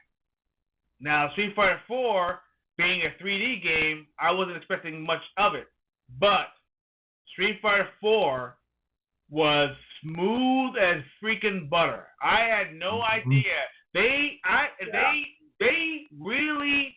Yeah, basically, let's just put it this way. They actually took Street Fighter EX and literally ate its lunch. They made it not suck anymore. Yeah, ate its lunch. Yeah, exactly. I don't even want to play. I was so afraid it was going to be like Street Fighter EX. Right in the fridge. Yeah, that's what people were worried about. Yeah. Because it was. People were worried about that. Yeah, I was worried. No, I was seriously worried. But when I played, I was like, it was almost like playing. It was like playing a 2D Street Fighter game, but it was 3D characters. It was 2.5 D. That's what Street Fighter 4 was. I go with that. Yeah. So I wouldn't say 3D though. Yeah, I tell you though, it was good. It was really, really good. Guile, I was like the character I chose, of course, and of course I got a chance to play because Justin Wong was there. Hey, and and so I get a chance to play against him, and I was actually putting him on the ropes and everything, and then he actually just got cheap. Nice. So but other than that, it was a good experience for me. But of course, when it came to Super Street Fighter 2, Street Fighter 4, when it came out. Street Fighter 4, and they actually made a major improvements with the game. They had the option you could be able to play as I think it was two. You had the choice between two. They had T-Hawk, they had Dudley, they had the introduction of Fury. Yep. They had a DJ, and then they made Vega a little bit more better. Now they start updating other characters. I'll tell you what though. I remember when Street Fighter 4 came out, people saying that Vega was like was not a great character, but when I went online and I was whooping ass playing with him. Exactly, that's what it is. People did not know how to use them at the time. Yeah. They didn't know how to adapt with them. Dude, I was whooping ass. What they say now? Get good. I was whooping ass with everybody in Street Fighter. When I was online and I played Vega in Street Fighter 4, I was beating people online, and I had people like send me messages and say, "Oh my God," he said, "Your Vega's pretty good. I thought he was like one of the low tier characters." I said, "Well, I always played Vega since the Super Street Fighter 2 Turbo days, buddy. That's why I told him." Yeah. But I used to have good compliments about that, saying that my Vega was good. I was like, thanks. It was a good feeling. I show people, hey, if you spend time with a character, even though the character's low tier, learn how to adapt with them. What's their pros and cons? Every character has a pro and con. So no matter the character, there's going to be a player out there that will body you with them. Indeed. Exactly. There's people out there who is good with Dan, believe it or not. Oh yeah. Yeah, like I said, there's going to be someone that's going to be good enough to body you with that. Exactly. I've seen people use Dan and they know how to ultra focus dash cancel. You can ultra focus dash cancel and then cancel and go and dash and do and go into other like ultras and supers. Yeah. I've seen some sick stuff with him. I love Dan supers. Dan supers are hilarious. Hilarious. Yeah, they are. They really are. Oh man. If you know how to work the mechanics with Dan in that game, you could be sick with him. He's kind of easy to figure out. Yeah. Yeah. That's why I like Street Fighter 4 because it played like Street Fighter Alpha 3 to me. So it's really easy for you to pick up and play it easily. Yeah, and I love the exactly, and I also love the music. I love the music in the game too as well. Oh yeah. I was like you with that one. I had to unlock everything. Yes, I love Ken's theme music. I love Sagat's theme music in the game. Gal's theme music. I forgot which fighter it was though, but I was watching Beltor, and there was a fighter that actually came out with Gal's theme music from Street Fighter 4. And I gave him props for him to coming out with that music. That guy is a pure Chad. I mean, you're a badass that you fight in MMA, but you going down to the cage with Gal's theme music. I'm already a fan of you already. I tell you what, my theme music to this day, and I still love it. Dudley's theme music is kick ass. Yo, in Third Strike? Yeah. You want to talk about theme music that hits hard? What a great song. That theme music hits hard, man. Oh, it's so freaking good, man. I love it. It hits hard with no reason. Just for no reason at all. And I was in myself like, whoa, okay. I'll tell you what though, everybody's like, damn, your Third Strike theme was good, Dudley, but the Street Fighter 4 one, oh my god. Yeah, they really went all in, man. I was like, oh, ooh, I'm good for this one. Yes, indeed. Absolutely. All right, so Tony, what is your number? Number two, Soul Calibur. Woo! Yeah. Soul Calibur. Tell me about it, please. Yes. All right. Again, there's another one. First time I played it was overseas, and then when I got back, I was able to enjoy it on the Dreamcast. Now, it was around the time I was fresh out of high school. All my friends went off to college. I didn't start wrestling yet. I didn't know what the hell I was doing with my life. So I sat around playing video games. This one it helped me keep a positive attitude, and try to figure things out. I think it was because I was so engrossed in storylines. I wanted to know everybody's story. I wanted to see all the katas. I wanted to grab all the weapons and see the bios of all the weapons. You learn so much about history and weapons with that game.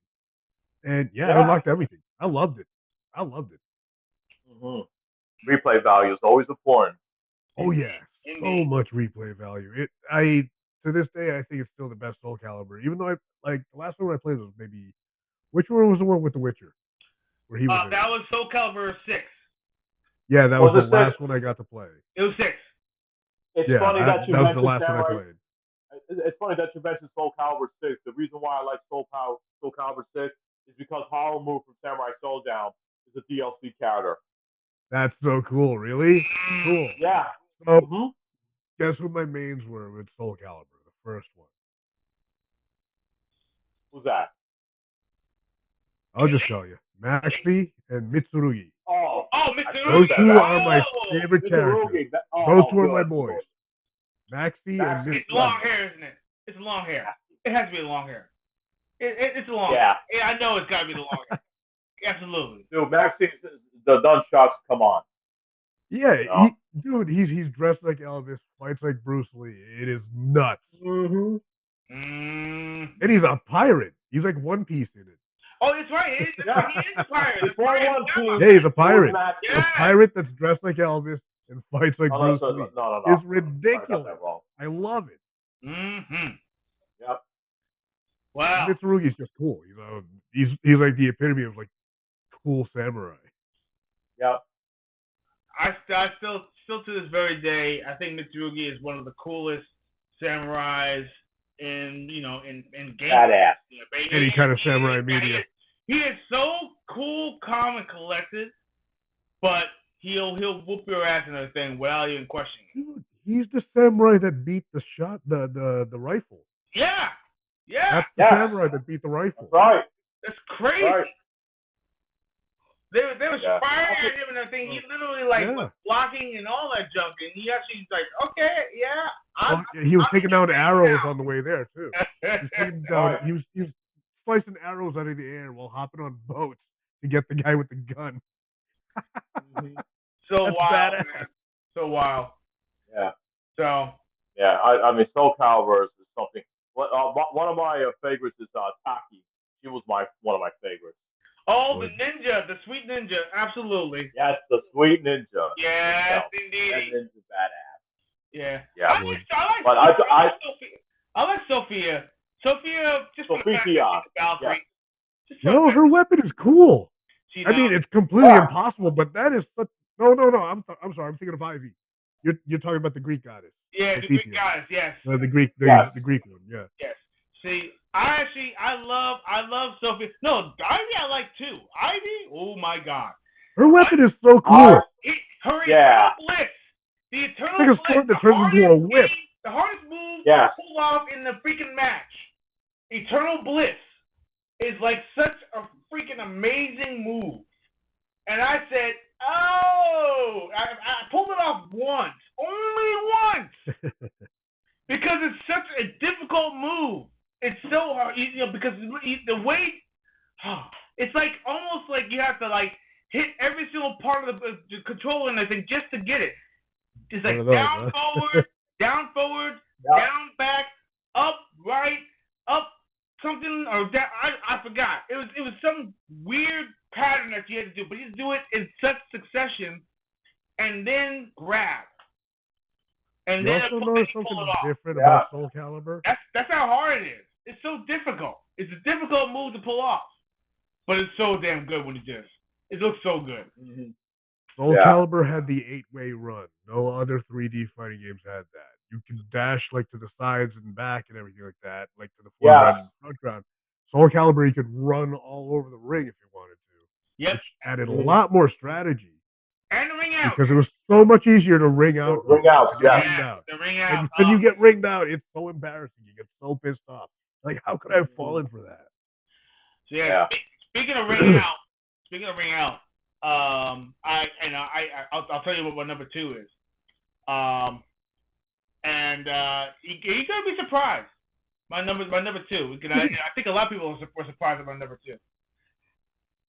This game, even though I love the first one was actually pretty cool because obviously it was new because it was the first 3D fighter of its kind. Yes. But the sequel, I think I know where you are. But the sequel, I think I know what it is. Yeah, but the sequel completely blew it out of the water.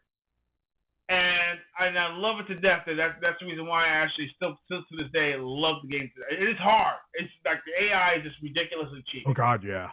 Yeah. I think I know what you're talking about. So, Virtua Fighter 2. Yep. Yeah. Yes. God. Talk about pure skill. The game is about pure fighting, pure skill, knowing when to block, knowing when to throw, knowing when to counterattack, just knowing what the freak can do. Because and if you make mistake after mistake, the round is over before you even know it, or you're run out, or it's a ring out. They beat the shit out of you. Yeah. And it's it is so unforgiving, but so much fun when you're able to pull it off. Jeffrey is still to this day the bane of my existence. But you know who's worse than that? I like Jeffrey. I play as Jeffrey. Jeffrey is just my God. He's brutal, dude. I thought Wolf was bad. He is. Wolf was nasty. Yeah, Wolf is nasty. I still want that action figure. Sharks. Remember that. Jeffrey wrestles sharks. Oh, that is true. Right. You remember that, right? He wrestles sharks. Right. and trust me, if you get to because you go through all the stages. You fight everybody. You don't just face like few. You face everyone before you. Right. You do. Yeah, and that's what's so cool about it. They don't choose. You go through. Who you fighting and stuff like that. Jackie, Sarah, Leon. I mean, just going through these characters, and each one has a different strategy, different techniques. There's groundbreaking with Leon too. He was the first, he was the first underage character. He was the first teenager, in fighting games. These characters alone is actually what defined 3D fighting, and this is before Dead or Alive. This is before everything. Soul Calibur, all Tekken. Before Tekken. Before Tekken. Right. Virtua Fighter started it all. Sega. Who was your first character you chose? Yeah. Virtua Fighter 2. When you saw Virtua Fighter 2, who was the first person you chose? Oh, Virtua Fighter 2. That you had to play. I played Karai. because I love the ninja. I love Karai. I had a thing about blondies. So, you know, Oh, of course. I had to So do I. had to choose Sarah. Yeah, of course. I had to choose Sarah. You know, because she represented my sweetheart and everything, and and I had to, I had to choose blondies. So, Sarah. That was my girl. That was my gal. You know, and I also like her quickness, and also like her footsies. She's but she's dangerous with her kicks and stuff like that. Oh, gee, she can pick you from across the ring. Just her change up, her change. Long ass legs. Long distance too.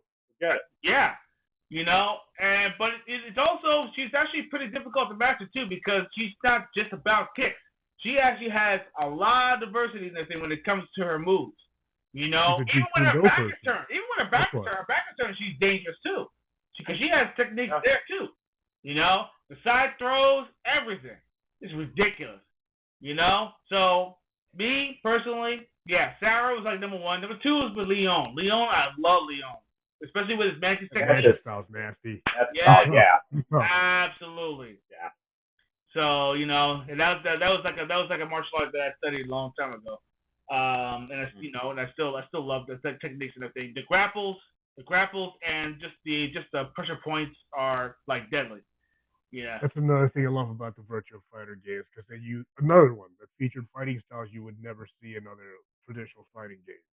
Right, and just it's like more Eternal realistic Champion. too. So Sega was innovative with introducing new fighting styles to video games. And that's what made it's realistic too. That's what made Yu Suzuki. He was a genius.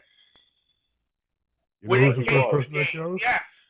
The first 3D game that he made, but they actually came to the arcades was Virtual Racing. Virtual Racing was one of the first games, and from that point on, then there was Virtual Fighter. And Virtual Fighter was the first of its kind, and it just took the arcade by storm. Virtual Fighter 2 actually redefined it and made it better. Everything better. Yeah. And it's just it's pure skill. It's about pure skill, not about combos and all that stuff. Because trust me, combos are a part of it, but one mistake, man, one fatal mistake, and I think could be one ring out or one move that actually damages you for life. You get flash knockouts in that game. Yeah, that's like real life. There's flash knockouts. Yeah, it's a thinking game. It's a thinking game. You have to decide on what your opponent's going to do next. So if you've seen any of the Virtua Fighter 5 tournaments that's been going on this past weekend, you will see how these fighters they have to have patience. They don't just you're going to think, oh, they're going to rush in, they're going to go for combos, stuff like that. No, they're actually want to see who's going to pull the first move. That's exactly why I liked about this game, and I had the honor of talking to Aoku-san and Yamada-san over in Evo, which is a blessing, and to find out that these guys, they actually, took traditional realistic martial arts and actually adapted into the game, and you could see the realistics of these of all the moves in this game. You don't see any projectiles. You're not seeing any unrealistic stuff from other 3D fighting games. You're actually seeing real martial arts style. So this is why I'm excited for Virtua Fighter 6. So I can't wait to see what they're going to do with this one. And I can't wait to see more of it over at the Tokyo Game Show next month. So and my boy Shun going to be in 6, my Drunken Master. That's where it goes first. When I started Virtua Fighter 2, that was the first guy I had to choose. It was Shun. And then I started maining Jackie. Jackie was my main. Jackie and Wolf. I picked Karai. Yeah, I picked Karai because I had a thing for ninjas. I love ninjas back in the day. Yeah. The foot sweep, the backflip kicks, though, and then his stomp is he uses his head for his stomp, though. But the problem is that if he misses his stomp, it irks me to see that his head just turns. Oh God, yeah, he just bounces. Yeah, when you miss the headbutt. Yeah, the diving headbutt. Man. Yeah. Still still, I love his that clunk sound too. The Flip clunk throw is freaking amazing though. Oh man. Oh man. Yeah. That's one thing. So Virtual Fighter 2, definitely my number 2. So, is there any honorable mentions that you want to do before we hit our number 1? Because number 1 is the big one. Sure, I'll make it short and sweet. We already talked about Darkstalkers 3. That was my honorable mention. Honorable mention is I said Tatsunoko vs. Capcom earlier. I also said Mortal Kombat Trilogy. That's another honorable mention. I think I mentioned that with you between that and MK9, but that always has a place in my heart. Street Fighter 3 Third Strike. That's actually that game right there. That's like I love the graphics. I love the controls in the game. The parry system is so deep and this is and then plus the music in this game was phenomenal. Mm-hmm. It's like it blew me away when I first played it at the arcades at Dragon's Den. So because Nations didn't get it until like much later on. When I found out Dragon's Den had it though, I went straight over to Dragon's Den and played it over there for hours. I was just like figuring out the differences with that and Second Impact, and that game right there holds a place. And plus, I won a couple tournaments with that game, Third Strike. So that holds a deep thing in my heart. And also another great one is Killer Instinct 2011, and that game right there had like years and years of support. And this game is like I remember Torrance and I we went to the Xbox One launch. They had a tournament there, but unfortunately didn't finish. So Torrance and I we destroyed our opponents in that game. Big time. So, big time. I remember Torrance, you pulled out that sick that ultra combo with Orchid. Oh man, I felt sorry for that opponent. It's like you really wiped the floor with him. Yeah. And you spanked him at the end. I did. My blade kiss my opponent. Yeah, so I had fun times playing this game. But yeah, those are my honorable mentions though for those games there. Nice. So what about you guys? Tony, what are your honorable mentions? I don't really have one. Really? To be honest. Oh. Yeah, I'm only focused on my favorites. So like, I made the joke about Primal Rage. I never really played it that much, but I did think it was hilarious from what I saw. That was already an honorable mention of all in our list, though. So yeah. If I had to mention an honorable mention, yeah, I'm drawing a blank. Oh, okay. All right, no problem. Yeah, there's just so many. And to make a quick choice like that, it's yeah. Okay. All right. Well, honorable mentions. I actually have a few. There's one game that I played in the thing, and it was actually called Pocket, not Pocket Fighter, but it was called Pocket. Pocket Rumble. I think you told us. Pocket Rumble. Yes. Those are cool. Let me tell you something. Pocket Rumble. Everyone within my voice and your ears, you have got to try this game. It is really like it's a combo haven type of game. It's a game that's focused on basically everything that represents fighting. You know, from footsies to meaty to combo breaks to just everything. Any type of lingo that you're talking about when it comes to fighting, it's all there. If you are a beginner fighter, this will actually teach you everything you need to know and everything about frame drops, frames, framed hits, and all that stuff. It tells you exactly how to do it. It's so good. It's almost like a tutorial. It's brutal. The game is brutal. It's still brutal. It's not easy. By all accounts, it is not easy at all. But it's one of those games that I tell everyone, dude, if you got the money, pay the money and play the game. The characters are interesting. Some of the characters in the thing, some are big and small. Some are actually rush downs. Other ones are actually more tactical. Grapplers, all that stuff. It's all there, and it's something that you definitely have to try.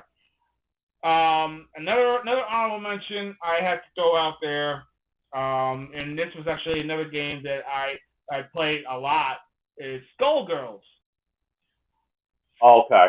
Skullgirls is one of those games, like, I mean, don't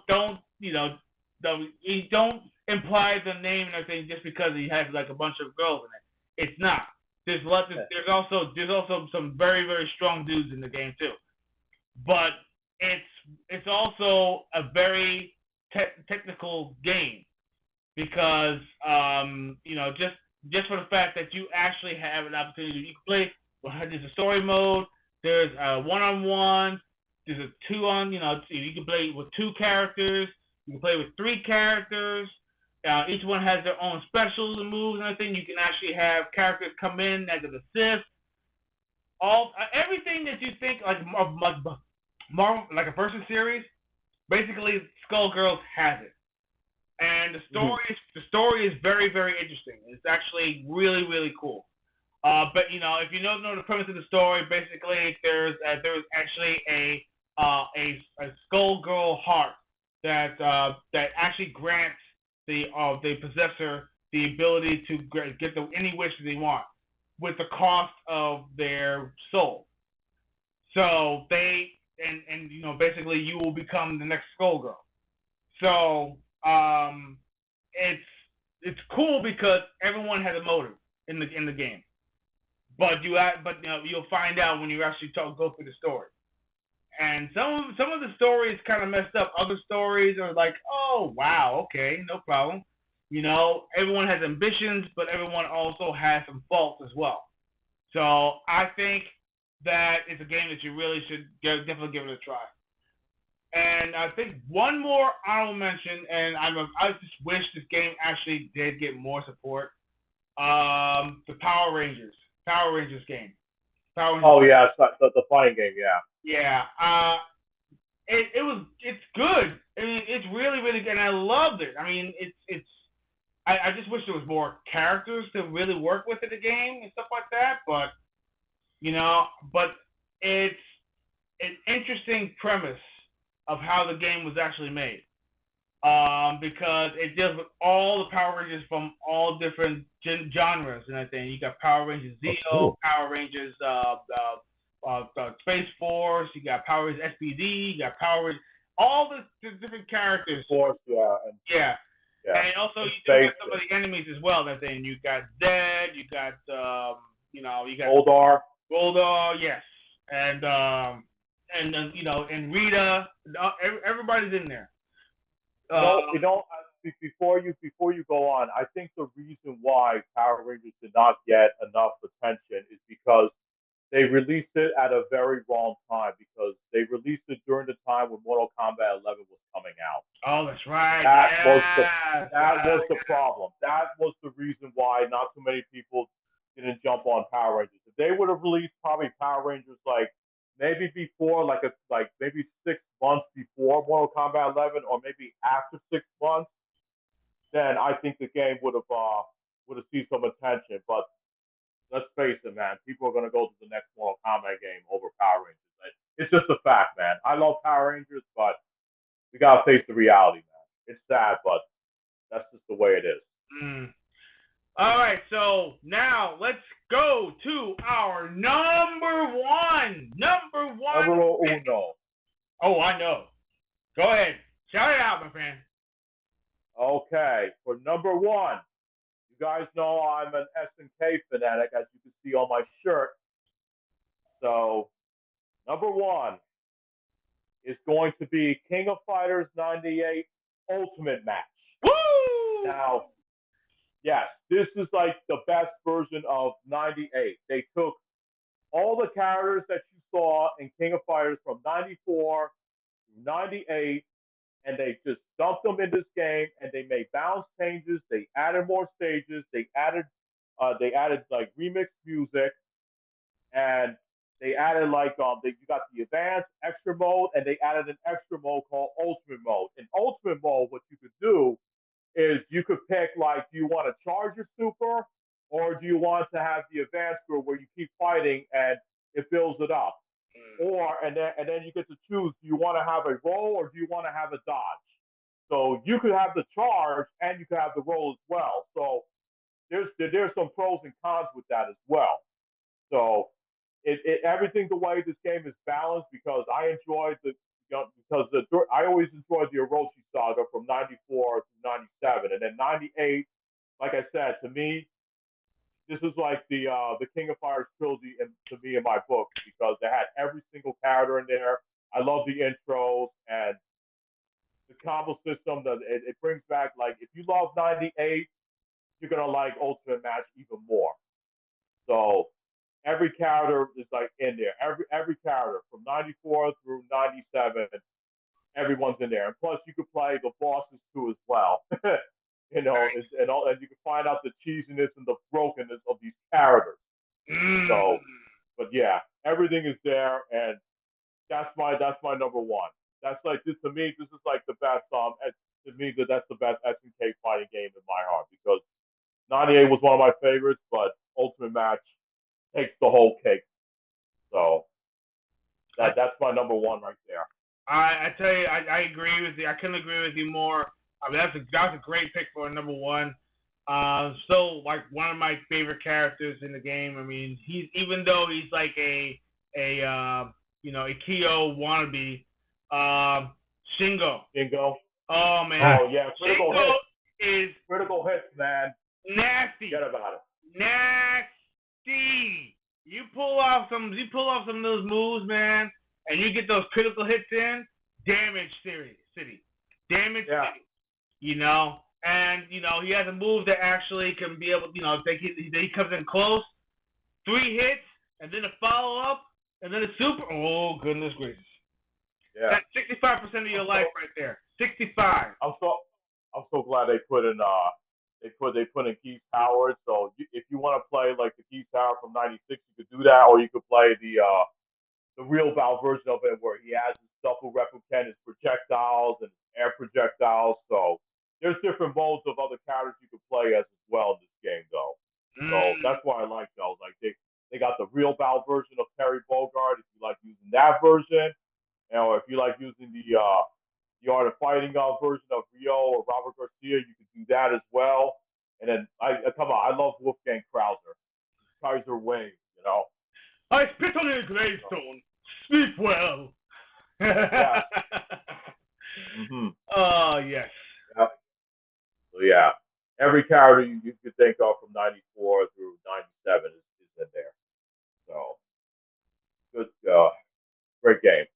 Oh yes, fantastic pick for number one. Tony? Yeah. Tony, so tell me what your number one pick is, sir. All right. Also, I did find some honorable mentions. I'm just going to throw them out there. Don't have to talk about them. Dragon Ball Fighter Z and Sparking Zero. Now, on to my number one. Oh, okay. There you go. Okay. Dead or Alive 2. Woo! Okay. The reason I brought this one back is this is when I started playing with friends again. My friends came back. This is the game we all played. We'd play it at the GameStop where they had it set up, and we'd have our little tournaments there. I always was one of the best, if not the best. My Jan Lee is unstoppable, and so is my Hayabusa. And my team of Jan Lee and I, good luck. You're not getting back up. But yeah, this game means a lot to me because that's when I was like, yeah, it felt like the old days again. Hey, my buddy, we're hanging out again. We're playing video games together.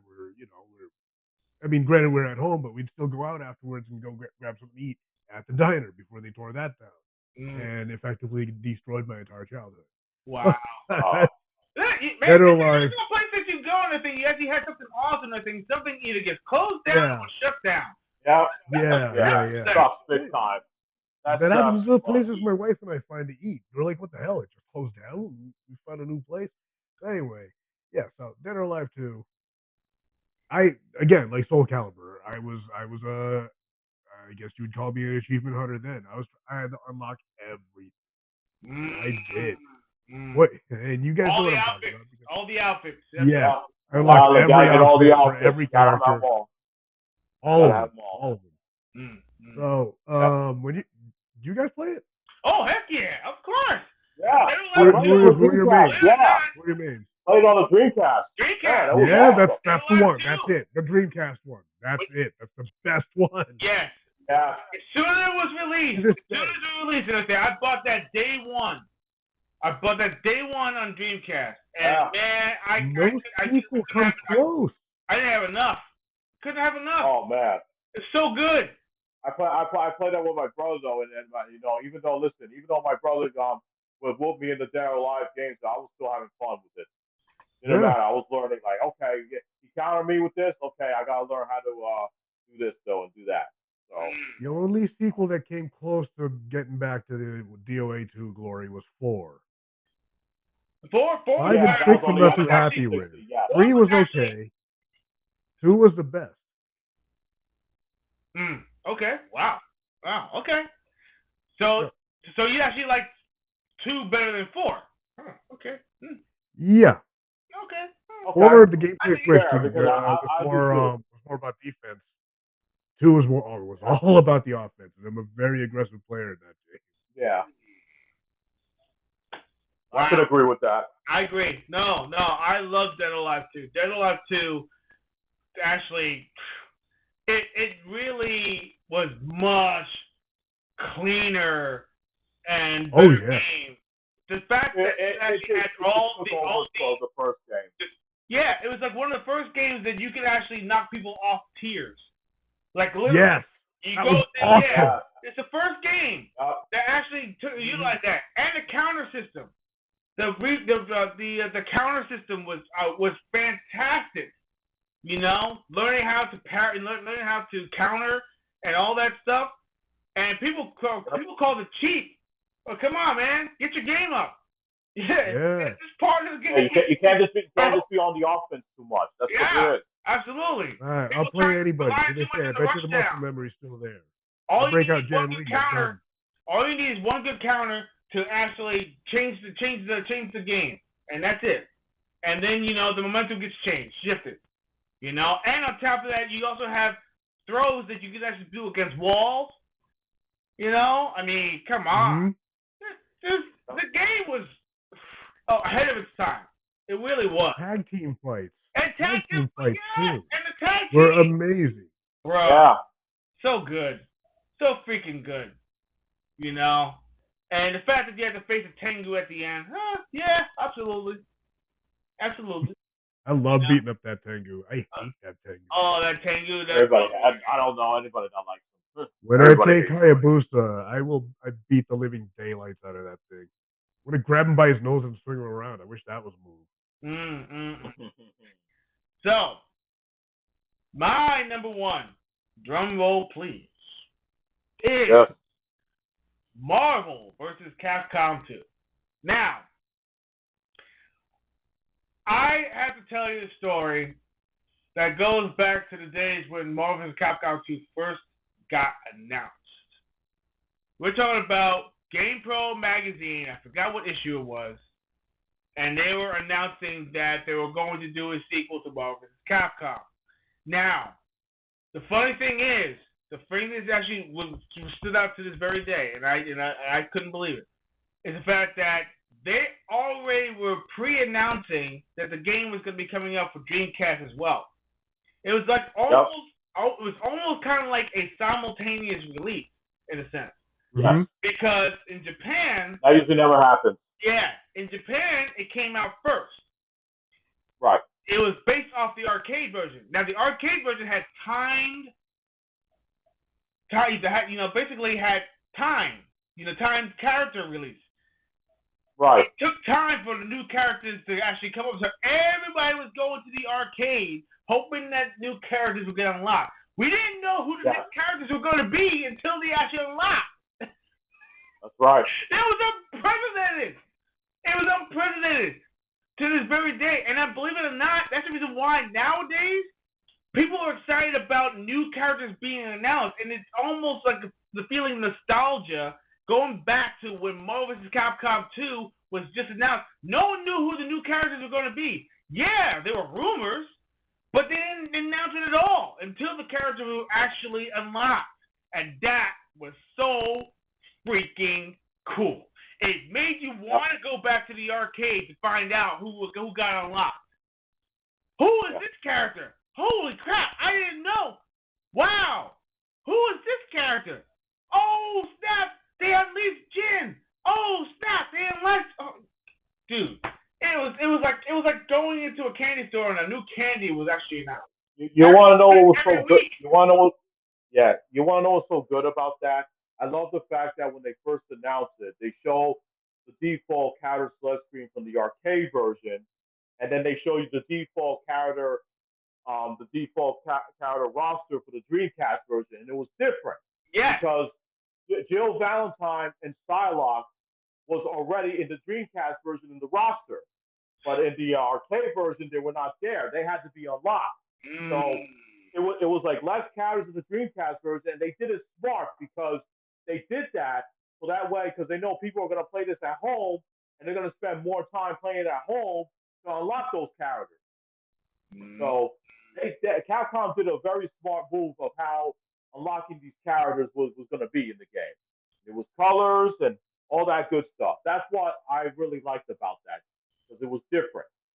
You know, it wasn't just the same thing. It was the same game, but the way they handled the roster in each version was awesome. Yep. And another feature that they actually had, if you have the Japanese VMU, you can be able to actually take the VMU and bring it to the arcade and put it into the arcade machine to actually unleash or unlock, and you actually can get points. You get points to bring home to actually unlock other characters. Right. That's wild. That is that's like going back to the days of Neo Geo. Remember the Neo Geo, the memory card? Oh yeah.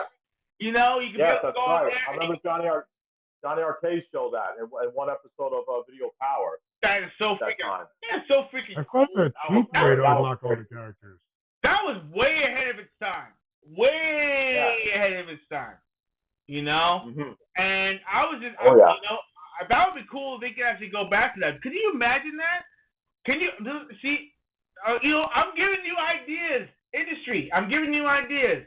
You know, hit me up, call me, okay? I'm not asking for commissions. I'm just asking for, hey, a little recognition. You just go to the arcade with your own memory card and be able to like swap, like your info and stuff like that, like your character. You can go over there and put your character in there at level 26, and you can play it in the arcade. Come on, man. That's freaking amazing. That was awesome. Innovative, bro. And that's reason. That's not the only reason why I love Marvel vs. Capcom 2. It's the fact that when all the characters were unlocked, it was like the lines were so huge for Marvel vs. Capcom 2, and there were quarters literally lined up all the way across the screen for who got next. That's where the term "who got next" came from. Oh, I got next. Click, put the quarter up. I wish we could go back to that. Those days were so good. Just. Of course. Wow. There's something that I wanted to mention about that. When we were talking about like you going out there and meeting people. I'm sure every single one of you both of you guys, has seen the documentary called Insert Coin. Yes. And I know I think Torrance is probably going to read my mind, and I'm going to come up with this person that really at the end of the documentary just really pissed me off. Oh God! Oh my God! Oh Jesus Christ! I'm sorry I have to say this, but this is the reason why the arcade industry died. And I hate to bring this up, is that they had this one lady over there, I forgot what was her name. She said she didn't like going to the arcades because she's afraid that people are going to judge her on the way she plays. I'm like, lady, if you're there at the arcades and you're worried about people looking to see how the way you play in the game, then you should just stay home. It just tells me you're not very socialized. You just want to stay at home and don't want to socialize with people. Okay, I didn't give a shit. Okay, I was in the high school. Did I get my ass kicked, handed to me so many times in the arcade? Of course. And was there times that I handed so many ass whoopings to other people while I'm in the arcade? Of course. You're gonna have your good times at the arcade when you're kicking ass, and you're gonna have some bad times when you're getting your ass home. So if you're afraid to go out there and just to play and just to have fun and just to play with people, no matter how skilled you are, if you're afraid of that, then it just shows me that you're not a very outgoing person. Mm-hmm. And that's the problem. And that was the reason why it killed the arcade. I think that was one of the reasons, because of people like her are afraid to go out there and they just want to stay home online and just play with other people, which you won't even have a good connection with. You won't even see if this person is real or not.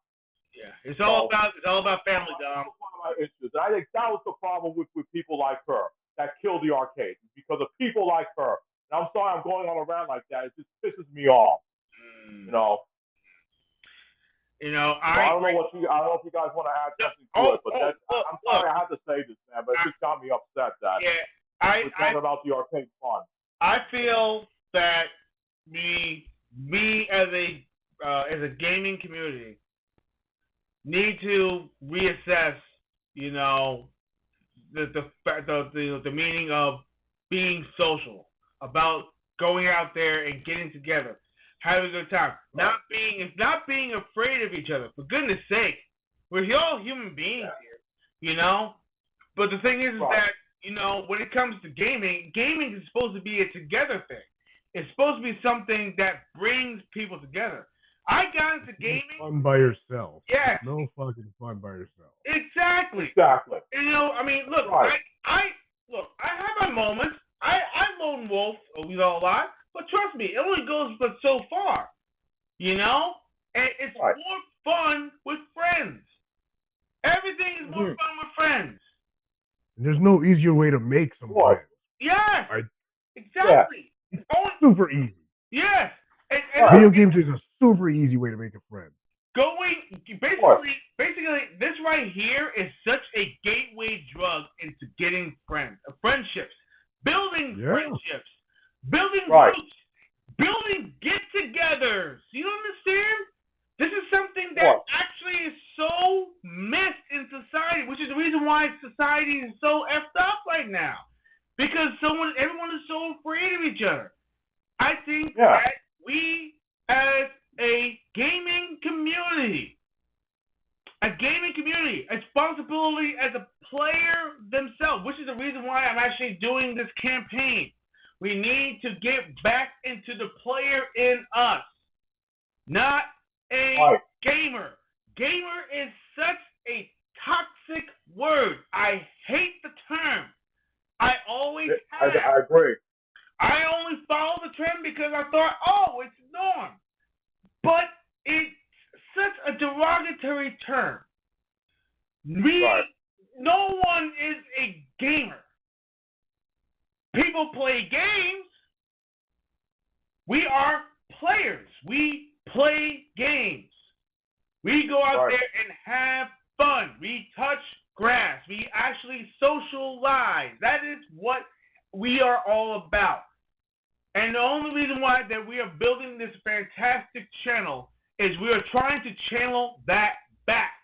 We're trying to bring the purity of gaming back. Not as a single-handed experience, sitting behind the keyboard and everything, in a basement somewhere. We're trying to build a better gaming community that is all about getting together, becoming one community, where it's not about what console you have or how many games you actually played or how many games you finished. It's about how many people you've actually had the experience with. And you got an opportunity to share your experience with someone who has not shared the same experience, so that way they become, I would say, better informed of a game that they probably never even bothered to play. And it's not just about Game Pass. Yeah, Game Pass is great. It's fantastic, because you can be able to play new games all the time. Great, fantastic. Mm-hmm. But that's only half the puzzle. The same thing with anything else. The experience in the thing is what makes it fun, and that's the only reason why. Also, I like becoming an influencer. Like that's just what we are. We are influencing the gaming community. Actually, huh?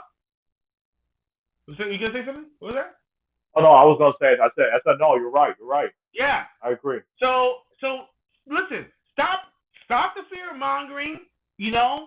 Players out there, you got to stop that. Get back into the purity. Have some fun for once. Touch some grass. Hey, it's okay.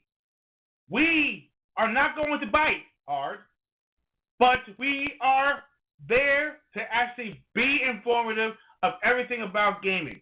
It's not about good news and bad news. It's about, hey, listen, it's games, bruh. It's nothing but games, man. Have some fun. That's what games are all about.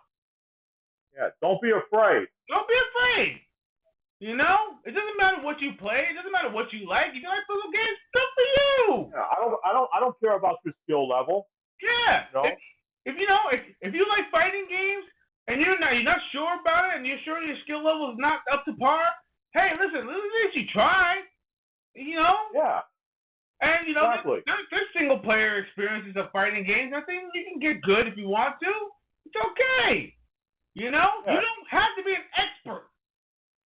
You can exactly. It's about the experience. You like farming simulators? Great. If you like, I'm horrible at playing them. I still enjoy it. Food simulators? Great. Yeah, exactly. Yeah, I'll tell you what. When people come up to me, they tell me that they're afraid to go to Evo because they're afraid that if they enter these tournaments, they're going to go 0-2 and they're going to get crushed and destroyed. I tell people this all the time. Through all the experiences I went to Evo, even though personally myself, I never had a 0-2 experience, but you don't have to go. You don't have to compete in tournaments if you don't want to. There's so many things you could do. You could sit down. Like if there's like an open arcade there, you could just go to the arcade and just play a game and see how this game is. And then you could try out the new fighting games that are coming out. Like I got to try out Marvel Tokon. I got to play Invisible Versus, and I got to see all the other stuff. I got to try out the Mortal Kombat Legacy Collection, which was awesome. And there's so much stuff you could do besides you don't have to just go to Evo just to compete in tournaments. You could just go. There's other people that love fighting games and they don't compete in tournaments. They just want to go there, try out the games, and meet new people who's into the big hobby, who's into these hobbies. Mm-hmm. That's all. Yep. There's something there for everybody. And if anybody asks me, hey Johnny, do you think Evo is a good time? I love fighting games, but I'm not that great at it. I tell that person, you're never gonna know unless you go and see for yourself. That's all I say to them. Great advice. Fantastic advice. Yep. And basically, everyone's probably wondering, oh, how come you guys didn't announce the contest? Well, because we didn't get enough interaction. But that's okay, because we are going to extend this contest into this coming Friday. So that gives you 5 days to contemplate, to think, because the game comes out next week. That's right. 29th. The game is coming out next week, and we will give you an opportunity to win one copy of this one fantastic game. And trust me, you have to play it. And I would suggest everybody that wants an opportunity to win that game, join us this coming Friday at 9 p.m. Eastern Standard Time. That's right, ladies and gentlemen, on YouTube and on Twitch. You get to join us and get an opportunity, finally get an opportunity to win the copy of this fantastic game. This week, Johnny and I are going to have an opportunity to go to see Ninja Turtles. Woo! On Thursday, It's getting re-released. That's right, ladies and gentlemen. It's getting re-released, and we're going to be watching it, and we're going to talk about our experience. Oh, how do I sign up for this giveaway? Very simple. Thank you, Jay. Jay, very, very simple. You know how you do it? You join us this coming Friday. All you need to do is be present. All you need to do is interact and stay present, because once the giveaway actually happens, we will actually put you into the drawing, and we will give you that one opportunity. So, that's all you gotta do. It's very simple. Subscribe. Subscribe to the channel. That's right. Subscribe to the channel, interact, and be there. That's it. And then you get an opportunity to win. But you gotta be present. If you're not there, it goes to the next person if we actually get chosen. So thank you for joining us. Excellent. Thank you very much for joining our channel. I appreciate it. And we got a lot more to look forward to in the future, trust me, because since we hit 100 subscribers, our next goal is going to be 150. And we get another giveaway that's going to happen at that time as well. So the faster we get there, the more giveaways we're going to do. And also, we do have a Patreon as well. And the more Patreon members we get, the more prizes will actually get bigger and better. And all you got to do is just be part of us. That's it. So, on that note, we are going to close this wonderful chapter of Gaming Trouble. This was awesome. It was fisticuffs and fun and nostalgia all the way around. Arcade perfection. I love fighting games. Fighting games are so awesome, so fun. You know, just for the fact that you actually want to get good. That's the thing. You get booked and you're like, oh, I'm coming back better and stronger. Yeah. And trust me, it's gratifying when you actually finally get your win. But any final thoughts before we sign off? No, this was a really fun topic, and I really enjoyed talking about all these wonderful fighting games. Especially, I started off, like I said before, I started playing fighting games. The first fighting game I played was Karate Champ, and since then, I've seen all these fighting games that evolved. Like right after Street Fighter 2 came out, we started seeing all these fighting games that are coming out of nowhere, and then the 90s, it just shows you that the 90s was very special time at that time. So 90s was special. Chatting about Generation X was the best generation. I'm sorry. I know, because I'm part of it. But you know what? It just was. It definitely. Yeah. So I was born at the right time.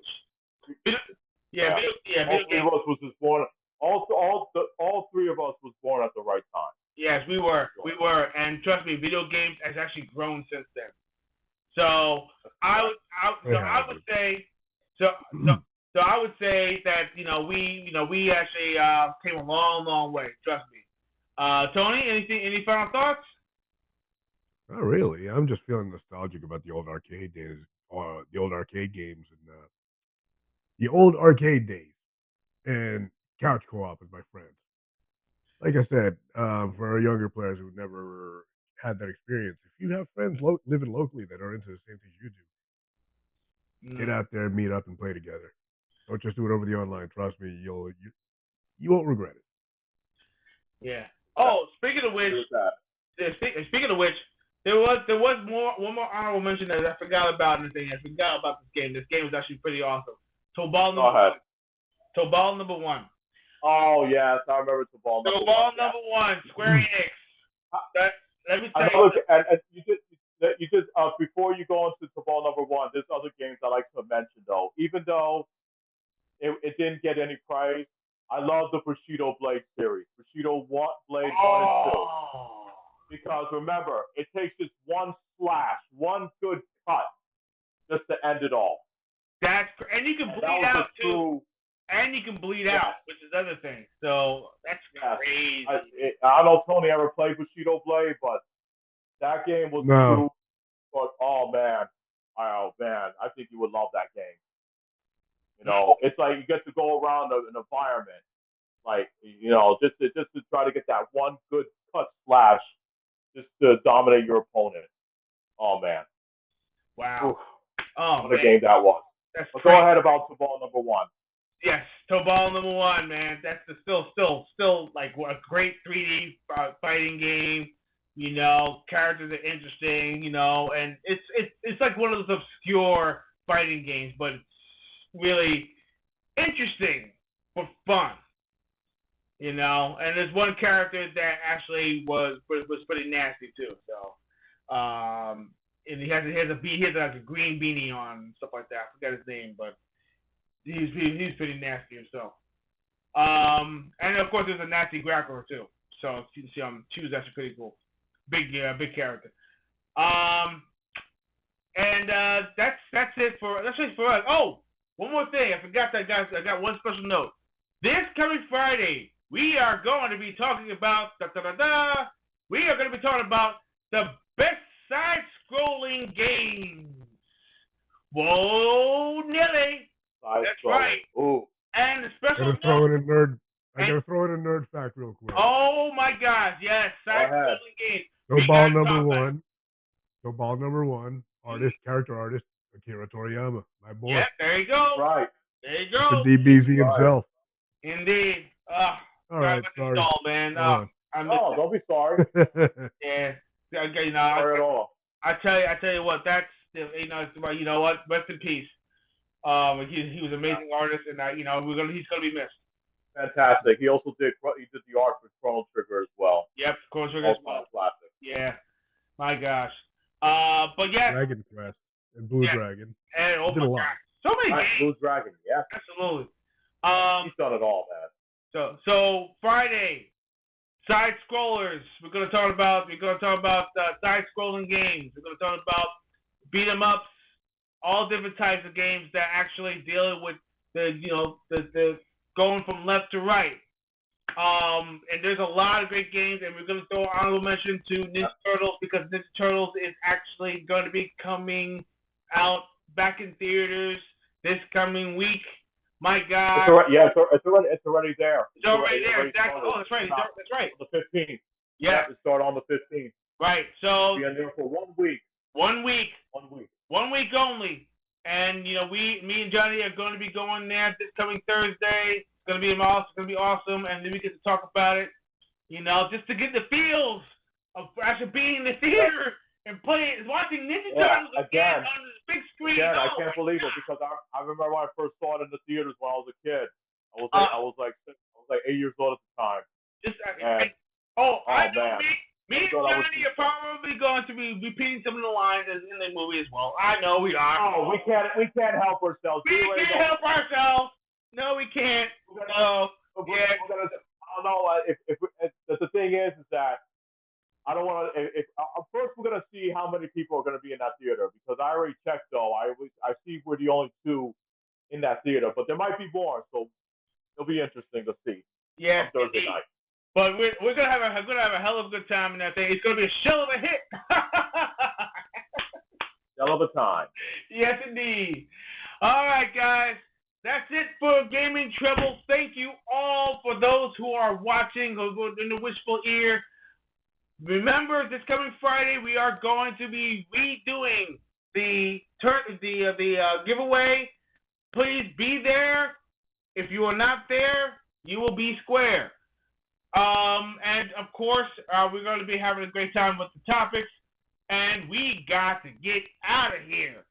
So, once again, let's do our outros and get out of here.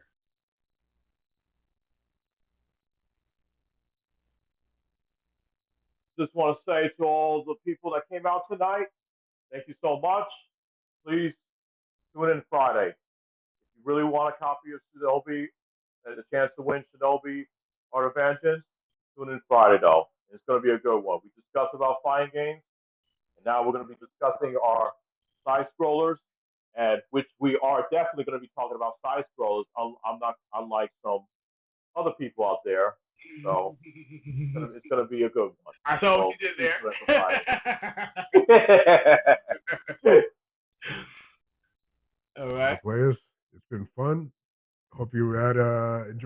get to know us a little better, know what our top fives are.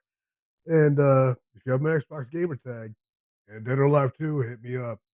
If you can beat my Jan Lee, I'll I don't know, I'll think of doing something for you. So play on, keep leveling up. Let's have fun out there. Right. And once again, thank you all for joining us again for the Gaming Trouble. Just remember to keep on gaming, keep on leveling it up, and we will see you next time on the next episode of Gaming Trouble. Have a fantastic evening. Peace, everyone.